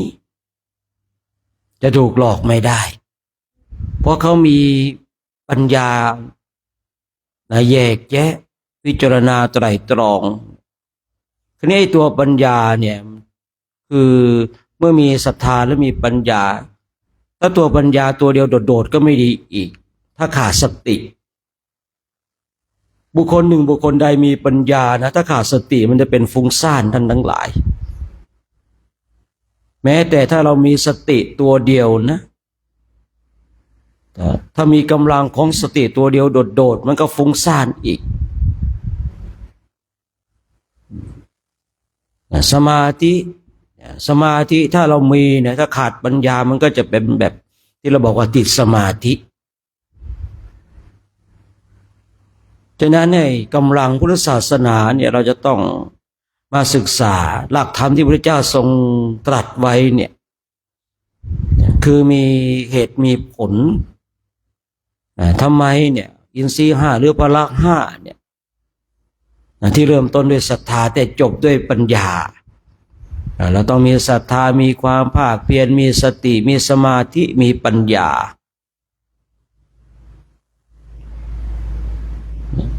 คือเราท่านทั้งหลายลองพิจารณาดูนะพิจารณาให้มันแยบคายเจาะลึกลงไปว่าทำไมหมวดหมู่นี้พระเจ้าทรงตรัสหรือว่าศรัทธาวิริยะสติสมาธิปัญญาอยู่ในหมวดหมู่เดียวกันควบคู่กันไปเพราะจะเป็นกำลังให้เราเข้าสู่อริยมรรคอริยผลถ้าเรามีศรัทธามีวิริยะมีสติมีสมาธิแต่ไม่มีปัญญาเราก็ไม่สามารถที่จะรู้แจ้งเห็นจริงในพระสัทธรรมคำสั่งสอนหรือว่าเรามีปัญญาตัวเดียวเลยแต่ไม่มีกำลังของสมาธิไม่มีกำลังของความภาคเพียรหรือว่าวิริยะเราก็ไม่สามารถที่จะบรรลุธรรมได้นี่เราจะรู้ได้อย่างไรว่าณเวลาเนี้ยเรามีกำลังในพุทธศาสนาเราก็ต้องมาดูตัวศรัทธาของเราศรัทธาของเรามั่นคงไหมงอนแง่นคอนแคนไหมเวลาได้ยินได้ฟังสิ่งอื่นๆจากคนทั้งหลายเราเชื่อทันทีทันใดหรือว่าเรามีการพิจารณาไตร่ตรอง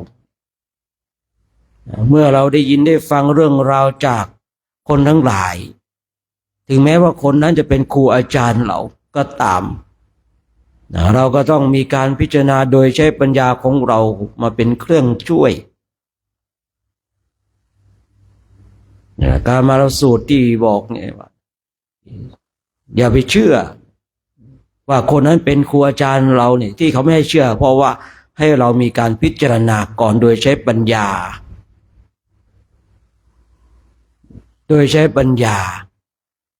เมื่อเรามีปัญญาในการพิจารณาปุ๊บเนี่ยไอ้ความเชื่อของเรามันก็จะเป็นเชื่อแบบมีเหตุมีผลแต่ถ้าว่าความเชื่อของเราเนี่ยมันไม่มีปัญญาตัวปัญญาเข้ามาความเชื่อนั้นก็จะเป็นความเชื่อแบบงมงายไป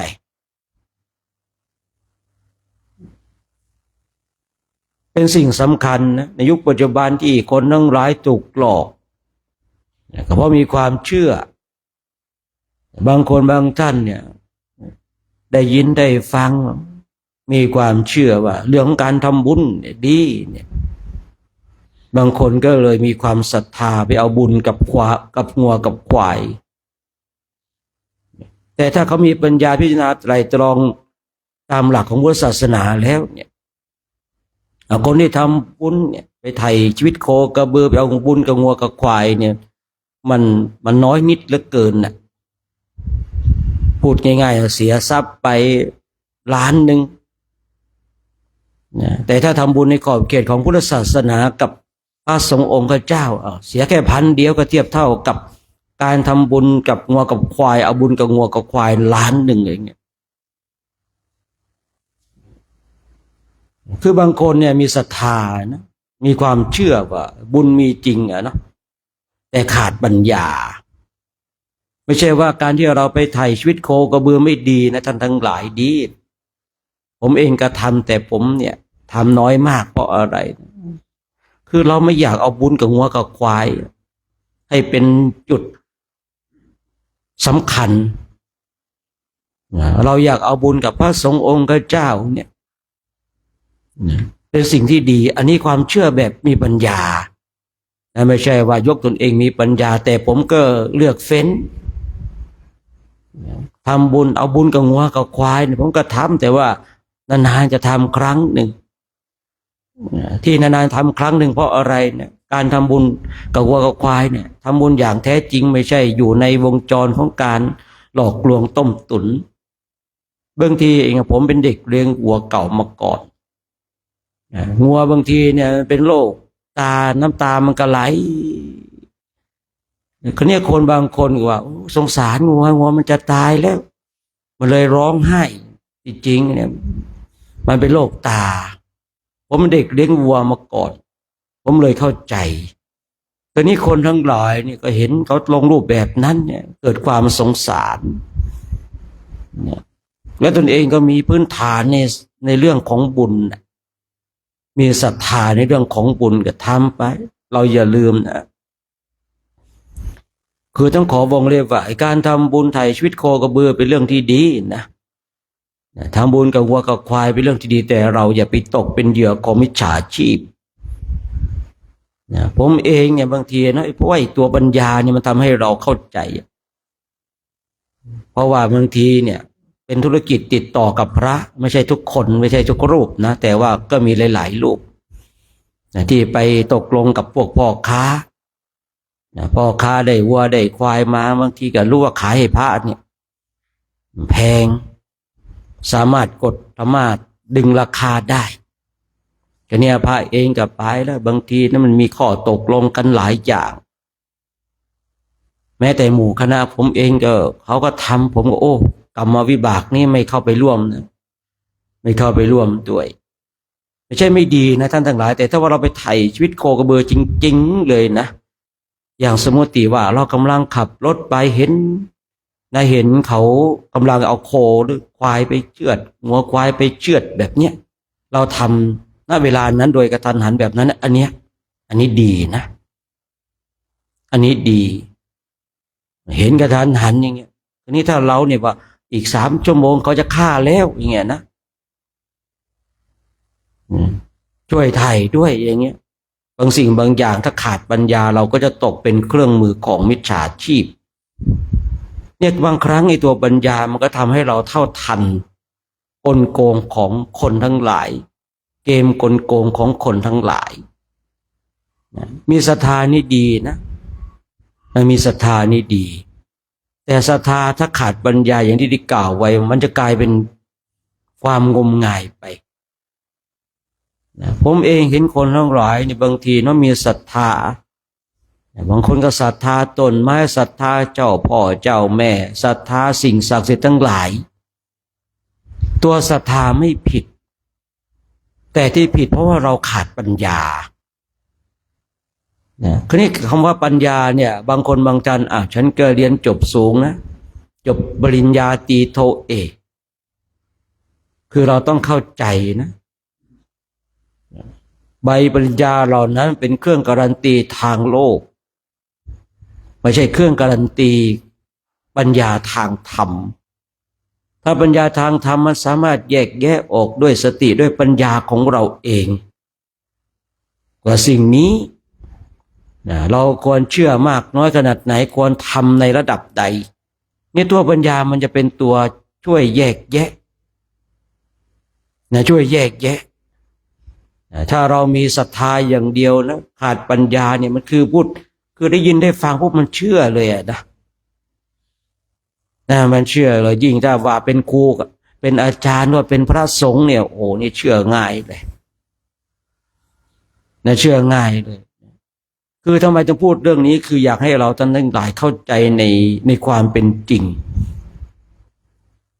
ให้เราเข้าใจในความเป็นจริงตรงจุดนี้คือเมื่อเราเข้าใจในความเป็นจริงปุ๊บเนี่ยไอ้การที่เรามีความเชื่อมั่นในเรื่องของการทำบุญสุนทานเนี่ยทีนี้เราก็ทำไปทำไปทำบุญกับวัวกับควายเกิดทำไปทำบุญกับยาจกเข็นใจเราก็ทำคือว่าพูดง่ายๆว่าทำเป็นเรื่องรองแต่เรื่องหลักของเราคือทำบุญในขอบเขตของพุทธศาสนาอันนี้เรื่องหลักแต่บางคนนะบางคนบางท่านเนี่ยแบบโหไปทำบุญกับวัวกับควายปล่อยโคกระบือปล่อยปลาปล่อยนกเป็นล่ำเป็นสันเป็นเรื่องเป็นราว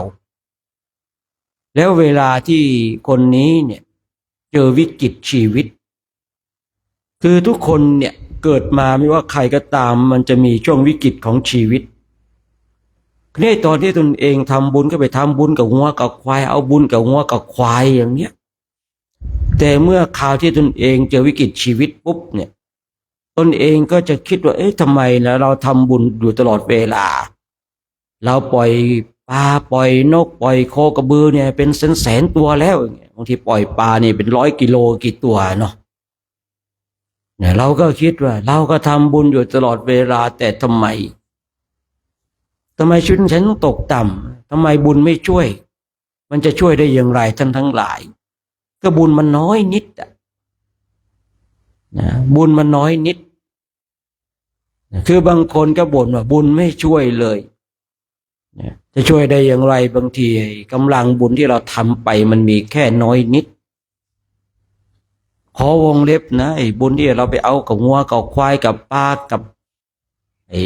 นกหนูปูปีกทั้งหลายมันดีท่านทั้งหลายแต่ว่าเราต้องเข้าใจที่พระพุทธเจ้าวางหลักวางหลักในเรื่องของการทำบุญสุนทานไว้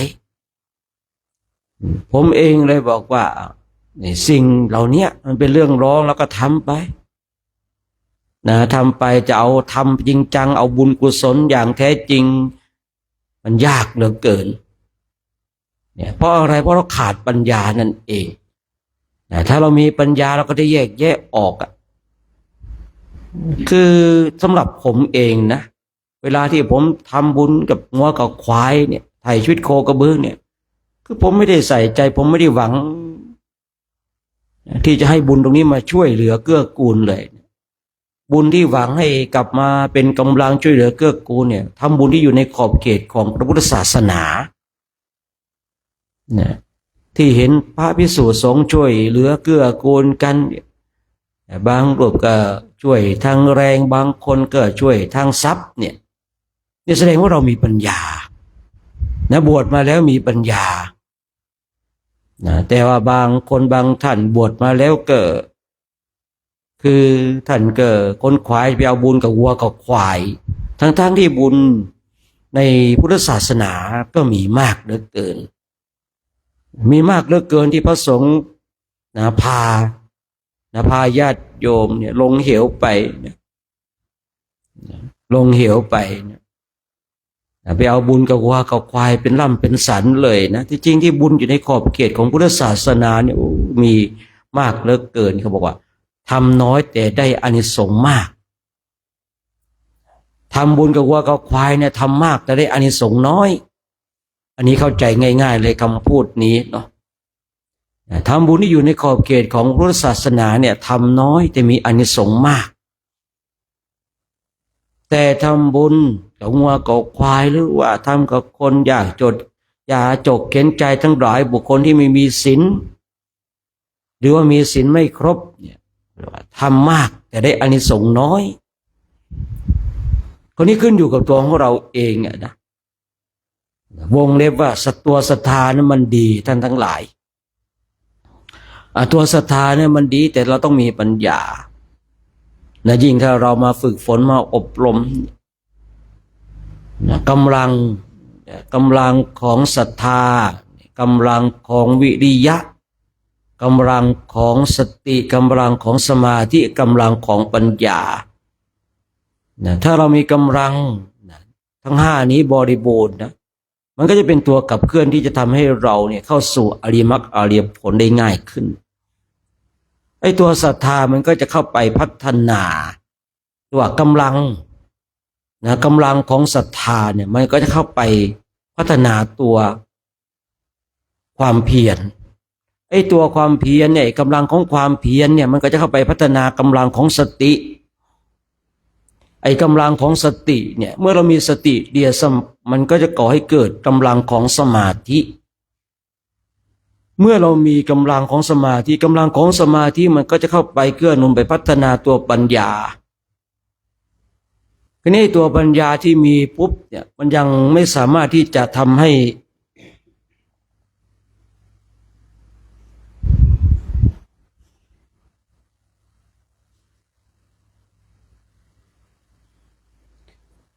ตัวปัญญานี่ไม่สามารถที่จะทำให้เราเห็นแจ้งจริงในพระสัทธรรมคำสั่งสอนได้ไอ้ตัวปัญญาตัวนี้มันก็จะกลับมาพัฒนาตัวศรัทธาพูดง่ายๆว่ารอบแรกมีศรัทธาแค่หนึ่งรอบแรกมีศรัทธาแค่หนึ่งอันนี้สมมุติให้ฟังหรืออุปมาให้ฟังให้เข้าใจง่าย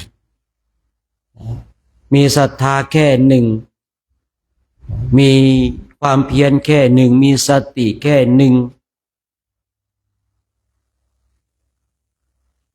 มีสมาธิมีปัญญาแค่หนึ่งเอารอบแรกมีแค่หนึ่งเมื่อมันยังไม่ได้สามารถที่จะได้บรรลุธรรมได้ปัญญาที่ตบตัวท้ายที่ไม่สามารถที่จะทำให้เราออกจากวัฏสงสารได้ทีนี้มันก็จะกลับมาพัฒนาตัวศรัทธาอีกนะรอบแรกมันแค่หนึ่งรอบที่สองมันก็เป็นสองนะมันก็เพิ่มกำลังเข้าไปมันก็จะวนหมุนพัฒนาเกื้อกูลกันจนตัวปัญญาเนี่ยมันชัดเจนในธาตุในขันธ์ชัดเจนในสิ่งทั้งหลายที่จะเป็นเครื่องนำพาให้เราออกจากวัฏสงสารผมนี่เข้าใจในกระบวนการแห่งการเพิ่มพูนกำลังในหลักธรรมที่พระพุทธเจ้าทรงแสดงเพราะว่าในแต่ละหมวดในแต่ละหมู่เนี่ยคือจะเกื้อหนุนกันนะเช่นเนี่ยกำลังห้าหรือพละห้า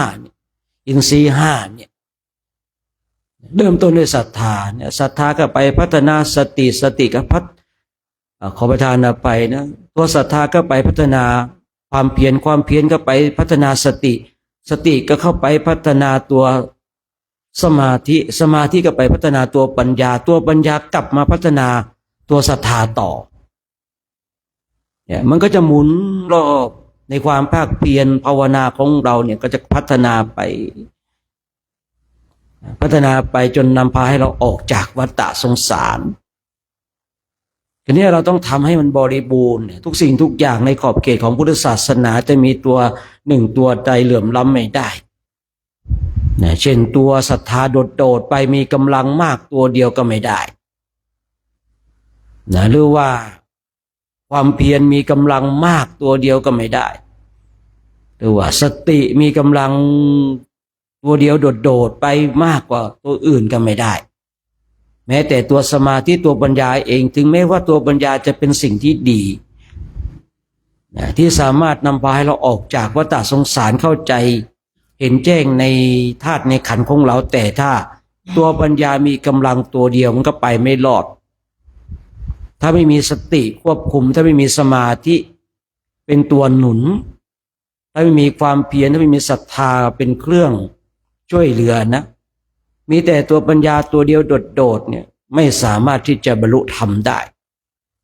คือถ้าพูดให้เข้าใจง่ายๆคือศรัทธาวิริยะสติสมาธิปัญญาเนี่ยมันจะต้องขับเคลื่อนไปพร้อมๆกันนะห้ามมีตัวหนึ่งตัวใดที่มีกำลังอ่อนเดินตามหลังหรือว่าห้ามมีตัวหนึ่งตัวใดที่มีกำลังมากเดินล้ำหน้าไปพลังกำลังตรงนี้มันต้องขับเคลื่อนไปที่อยู่ในความสมดุลกันไม่มีตัวหนึ่งตัวใดเหลื่อมล้ำพูดง่ายๆว่าถ้าเดินเรียงหน้ากระดานเนี่ยห้ามมีสิ่งหนึ่งสิ่งใดตัวใดตัวหนึ่งที่มันเหลื่อมล้ำมีกำลังมากถ้าตัวหนึ่งตัวใดมีกำลังบ้างมันจะเพี้ยนไปทันทีทันใดมันจะเพี้ยนทันทีทันใดเลยนะมันจะเพี้ยนทันทีท่านทั้งหลายแต่ถ้าว่าเราสามารถเนี่ยให้มันขับเคลื่อนไปพร้อมกัน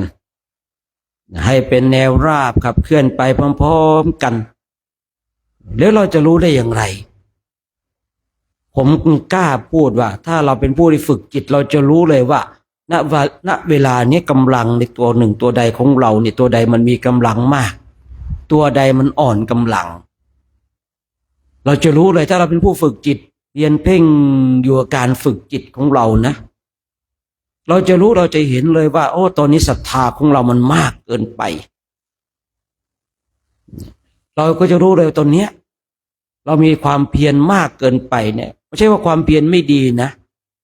คือความเพียรเนี่ยที่ดีที่ถูกต้องมันต้องมีธรรมอื่นๆเป็นเครื่องเป็นของควบคู่ไปเรามีความเพียรดีแล้วถูกต้องแล้ว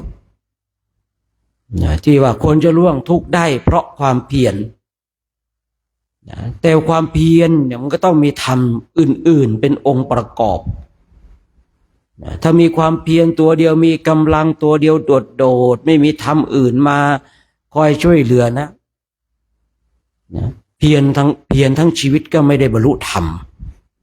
ถ้ามีความเพียรตัวเดียวนะท่านทั้งหลายหรือว่าความเพียรมันมีกำลังมากกว่าตัวอื่นๆความเพียรเช่นนี้ไม่สามารถที่จะนำพาให้เราออกจากวัฏสงสารได้ฉะนั้นเราจะต้องมาศึกษาจะต้องมาเรียนรู้ต้องมาทำความเข้าใจทุกสิ่งทุกอย่างธรรมที่พระเจ้าทรงตรัสไว้เนี่ยคือมันต้องขับเคลื่อนไปพร้อมๆกันในอย่างภาระห้าหรือว่าอินทรีย์ห้าเนี่ยต้องขับเคลื่อนไปพร้อมๆกันจะให้มีสมาธิโดดเด่นตัวเดียวโดดไปเนี่ยเราก็ไม่สามารถจะบรรลุธรรมถึงแม้ว่าตัวปัญญาเนี่ยจะเป็นเครื่องทำให้เรารู้แจ้งแต่ถ้ามีปัญญาตัวเดียวโดดเราก็ไม่สามารถจะบรรลุธรรมได้บางคนบางท่านว่าพระพุทธเจ้าของเราบำเพ็ญเพียรในเรื่องของปัญญาธิกะเราต้องบำเพ็ญปัญญาให้มากบำเพ็ญปัญญาตัวเดียวโดดไปเนี่ยเราไม่มีสิทธิ์ที่จะบรรลุธรรมแต่ความเชื่อของเราถูกต้องไหมถูกต้องแต่วิธีการในการดำเนินเพื่อที่จะทำให้เราได้บรรลุธรรมนั้นมันผิดเพี้ยนไปเราจะต้องดึงธรรมอันเป็นองค์ประกอบเอาอย่างอินทรีย์ห้าหรือว่าพละห้าเนี่ยมันเป็นตัวเช็คตัววัดว่าการที่เราจะขับเคลื่อนตัวของเราเองเข้าสู่อริมักอริผลเนี่ยศรัทธาเนี่ยมีระดับใดวิริยะมีระดับใดสติมีระดับใดสมาธิ ปัญญามีในระดับใดตัวใดที่มันมีกำลังที่โดดเด่น หรือว่าตัวใดมันมีกำลังที่น้อยเหลือเกินเนี่ยเราเป็นผู้ที่ต้องมารู้และต้องรู้จักการปรับให้มันสมดุลกันทั้งหลายแล้วท่านจะเห็นความอัศจรรย์ของพละห้าแล้วท่านจะเห็นความอัศจรรย์ของศรัทธาแล้วท่านทั้งหลายจะเห็นความอัศจรรย์ของความเพียรแล้วท่านทั้งหลายจะเห็นความอัศจรรย์ของสติแล้วท่านทั้งหลายจะเห็นความอัศจรรย์ของสมาธิและปัญญา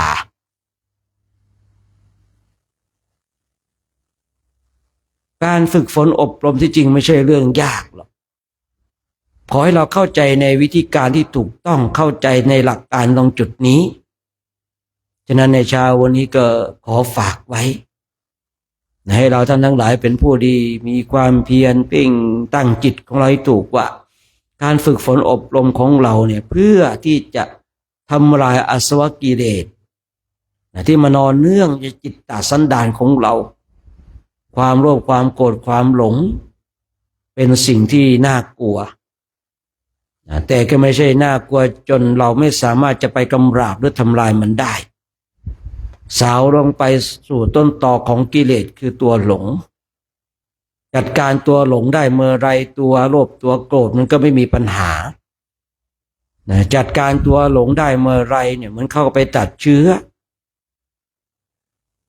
ตัดเชื้อฉะนั้นก็ฝากไว้ในเช้าของวันนี้นะ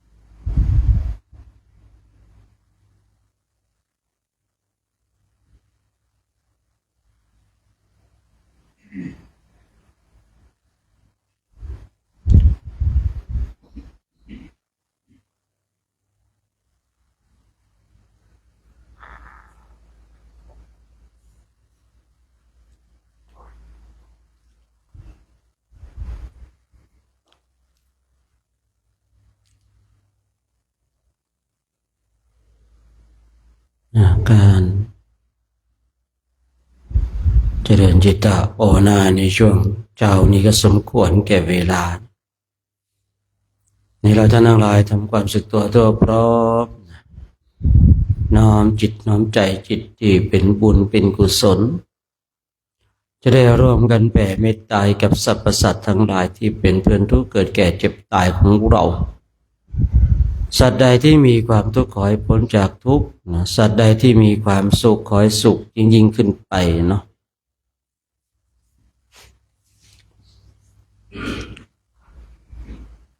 สัพเพสั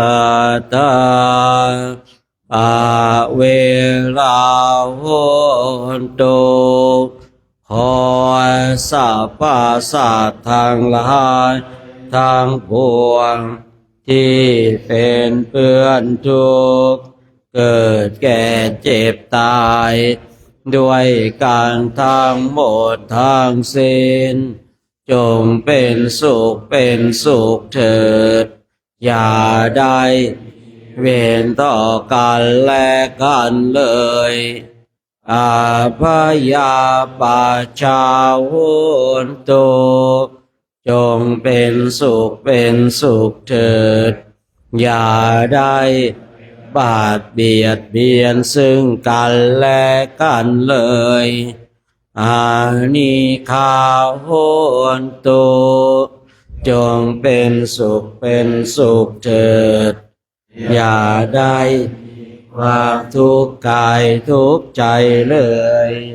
สุขีอัตตานังบริหารันตุ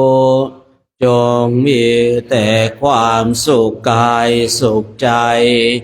รักษาตนให้รอดพ้นจากทุกข์โทษเวรภัยอันตรายทั้งปวงจงทุกตัวหน้าเถิดกาตังปุญญาภารังไมสัพเพภาคิภวันตุเตขอสัพพะสัตว์ทั้งหลายทั้งปวงเหล่านั้นจงเป็นผู้มีส่วนได้เสวยผลบุญที่ข้าพเจ้าทั้งหลายได้บำเพ็ญแล้วนี้เถิ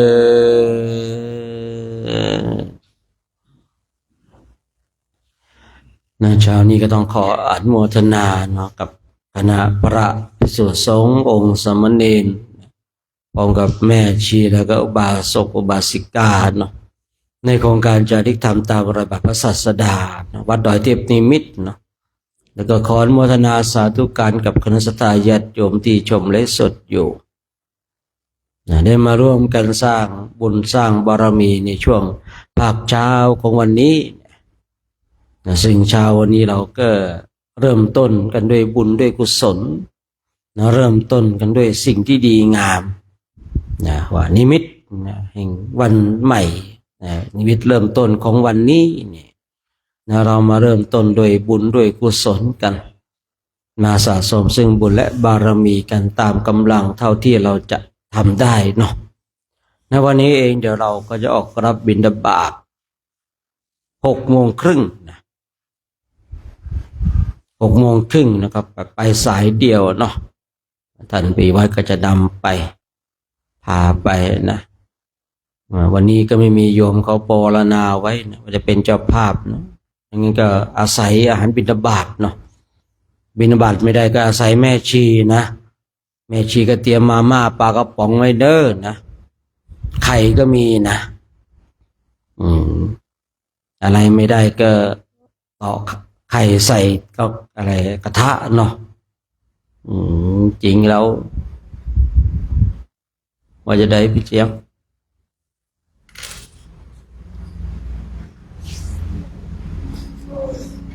บุญครับทำบุญเนาะฮะ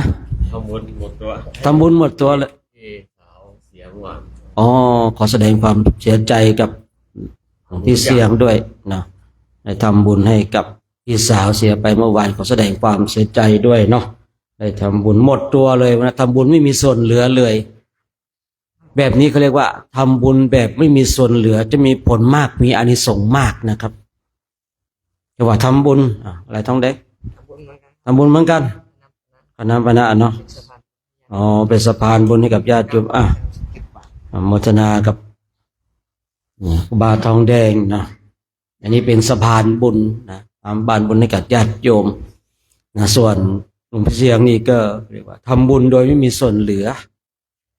ในบุคคลใดเนี่ยทำบุญโดยไม่มีส่วนเหลือจะมีผลมากอานิสงส์มากว่าทำบุญอย่าลำบากคำนี้ก็ใช้ได้นะแต่ที่จริงเนี่ยการที่คนหนึ่งคนใดจะทำบุญแบบไม่มีส่วนเหลือเลยเนี่ยคืออย่างพี่เสียงเนี่ยนะทำแบบไม่มีส่วนเหลือถามว่าลำบากไหมเนี่ยไม่รู้เหมือนกันนะแต่ถ้าเรามองในสมัยครั้งพุทธกาลเนี่ยมันจะไปอีกเรื่องหนึ่งจะไม่ได้พักกันแล้วก็ฮะเดี๋ยวไว้คุยจะเกาะข่าวต่อไปก็แล้วกันเนาะไอ้ทำบุญไม่มีส่วนเลยแล้วก็คำว่าทำบุญแล้วห้ามลำบากเนี่ยนะที่จริงเนี่ยทำบุญท่านนาถาบิณฑิกาเศรษฐีทำบุญใครว่าท่านนาถาเศรษฐีทำบุญแล้วไม่ลำบากนะหมดตัวเลยครับผมขณะเทวดายังมาห้ามนะมาห้ามนะครับเนี่ยคือคำพูดที่ว่าพโยมจะทำบุญห้ามลำบากนะมันเป็นคำที่ถูกแต่มันถูกไม่หมดนะถูกเหมือนกันนะครับนะแต่ถูกไม่หมดผมศึกษาอ่านในพระไตรปิฎกมีมากเหลือเกินที่ตนเองยอมตายเพื่อให้ได้ทำบุญบางคนเนี่ยอย่างจอมโจรขาวแดงอย่างเงี้ยรู้ว่าตายวันนี้แล้วแต่ถูกประหารชีวิตนะไม่ใช่จอมโจรขาวแดงนะเอกอะไรนะเดี๋ยวนึกไม่ใช่ละนึกก่อนนึกออกเดี๋ยวมาบอกกันแล้วกันนะ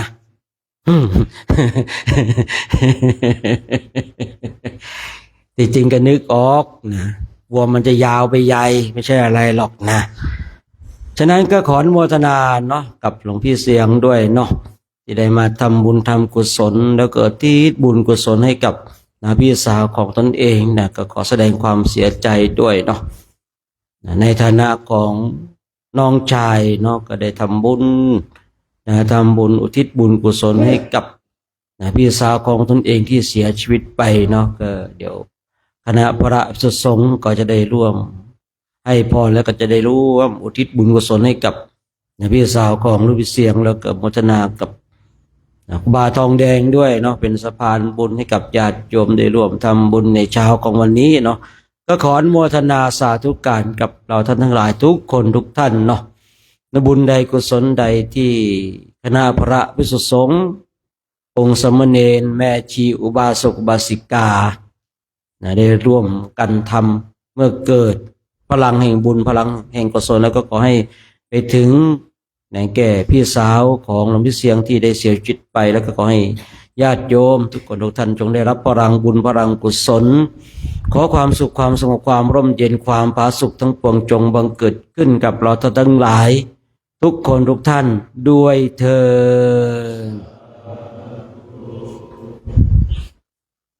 ดไปเสียงตั้งใจอุทิศบุญให้กับพี่สาวเด้อนะยะถาวาริวหาปุราปาริปุเรนติสาคลังเอวะเมวะอิโตทินังเปตานังอุปกาปเตอิชิตังปัจจิตังตุมหังคิปะเมวะสามิจันตุสัพเบปุเรนตุสังกัปปา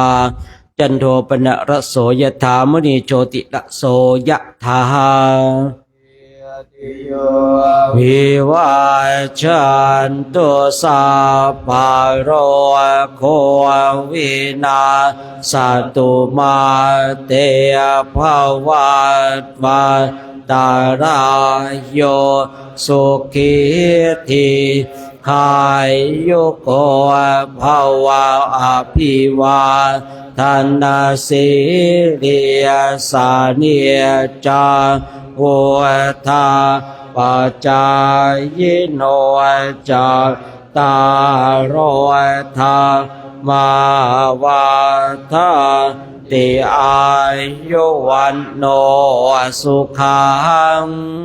ภาลังแล้วก็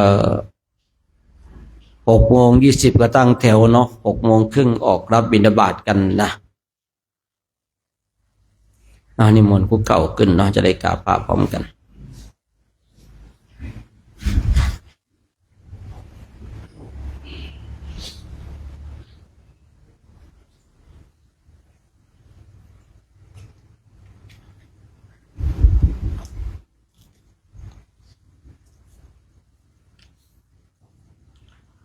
อะระหังสัมมาสัมพุทโธภะคะวาพุทธังภะคะวันตังอะภิวาเทมิสวากขาโตภะคะวะตาธัมโมธัมมังนามาสามิสุปฏิปันโนภะคะวะโตสาวกสังโฆสังฆังนามามิมหันตา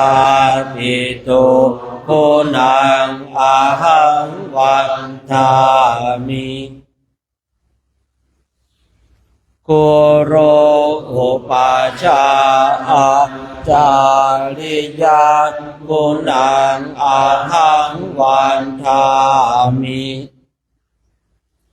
น้อมจิตน้อมใจกราบคุณครูบาอาจารย์พร้อมกัน3 ครั้งพร้อมแล้วกราบกราบกราบประสงค์กราบหลวงปู่เสือนะไม่ต้องหันก็ได้โยมก็ได้โยนะประสงค์เรากราบหลวงปู่เสือนะพร้อมกันแล้วกราบกราบกราบสาธุเนาะเนนแม่ชีโยมพร้อมแล้วกราบกราบกราบโมทนาเด้อโชคดีเนาะนิมนต์นะเดี๋ยวถ้าบินไม่ได้เมื่อกี้บอกเฉพาะพ่อแม่ชีเนาะโยมติดตามมาด้วยนะช่วยกันมาม่าปลากระป๋องนะเดี๋ยวก็บอกไม่เคลียร์เรียกว่าโยมให้เฉพาะพระอาจารย์บอกว่าพ่อ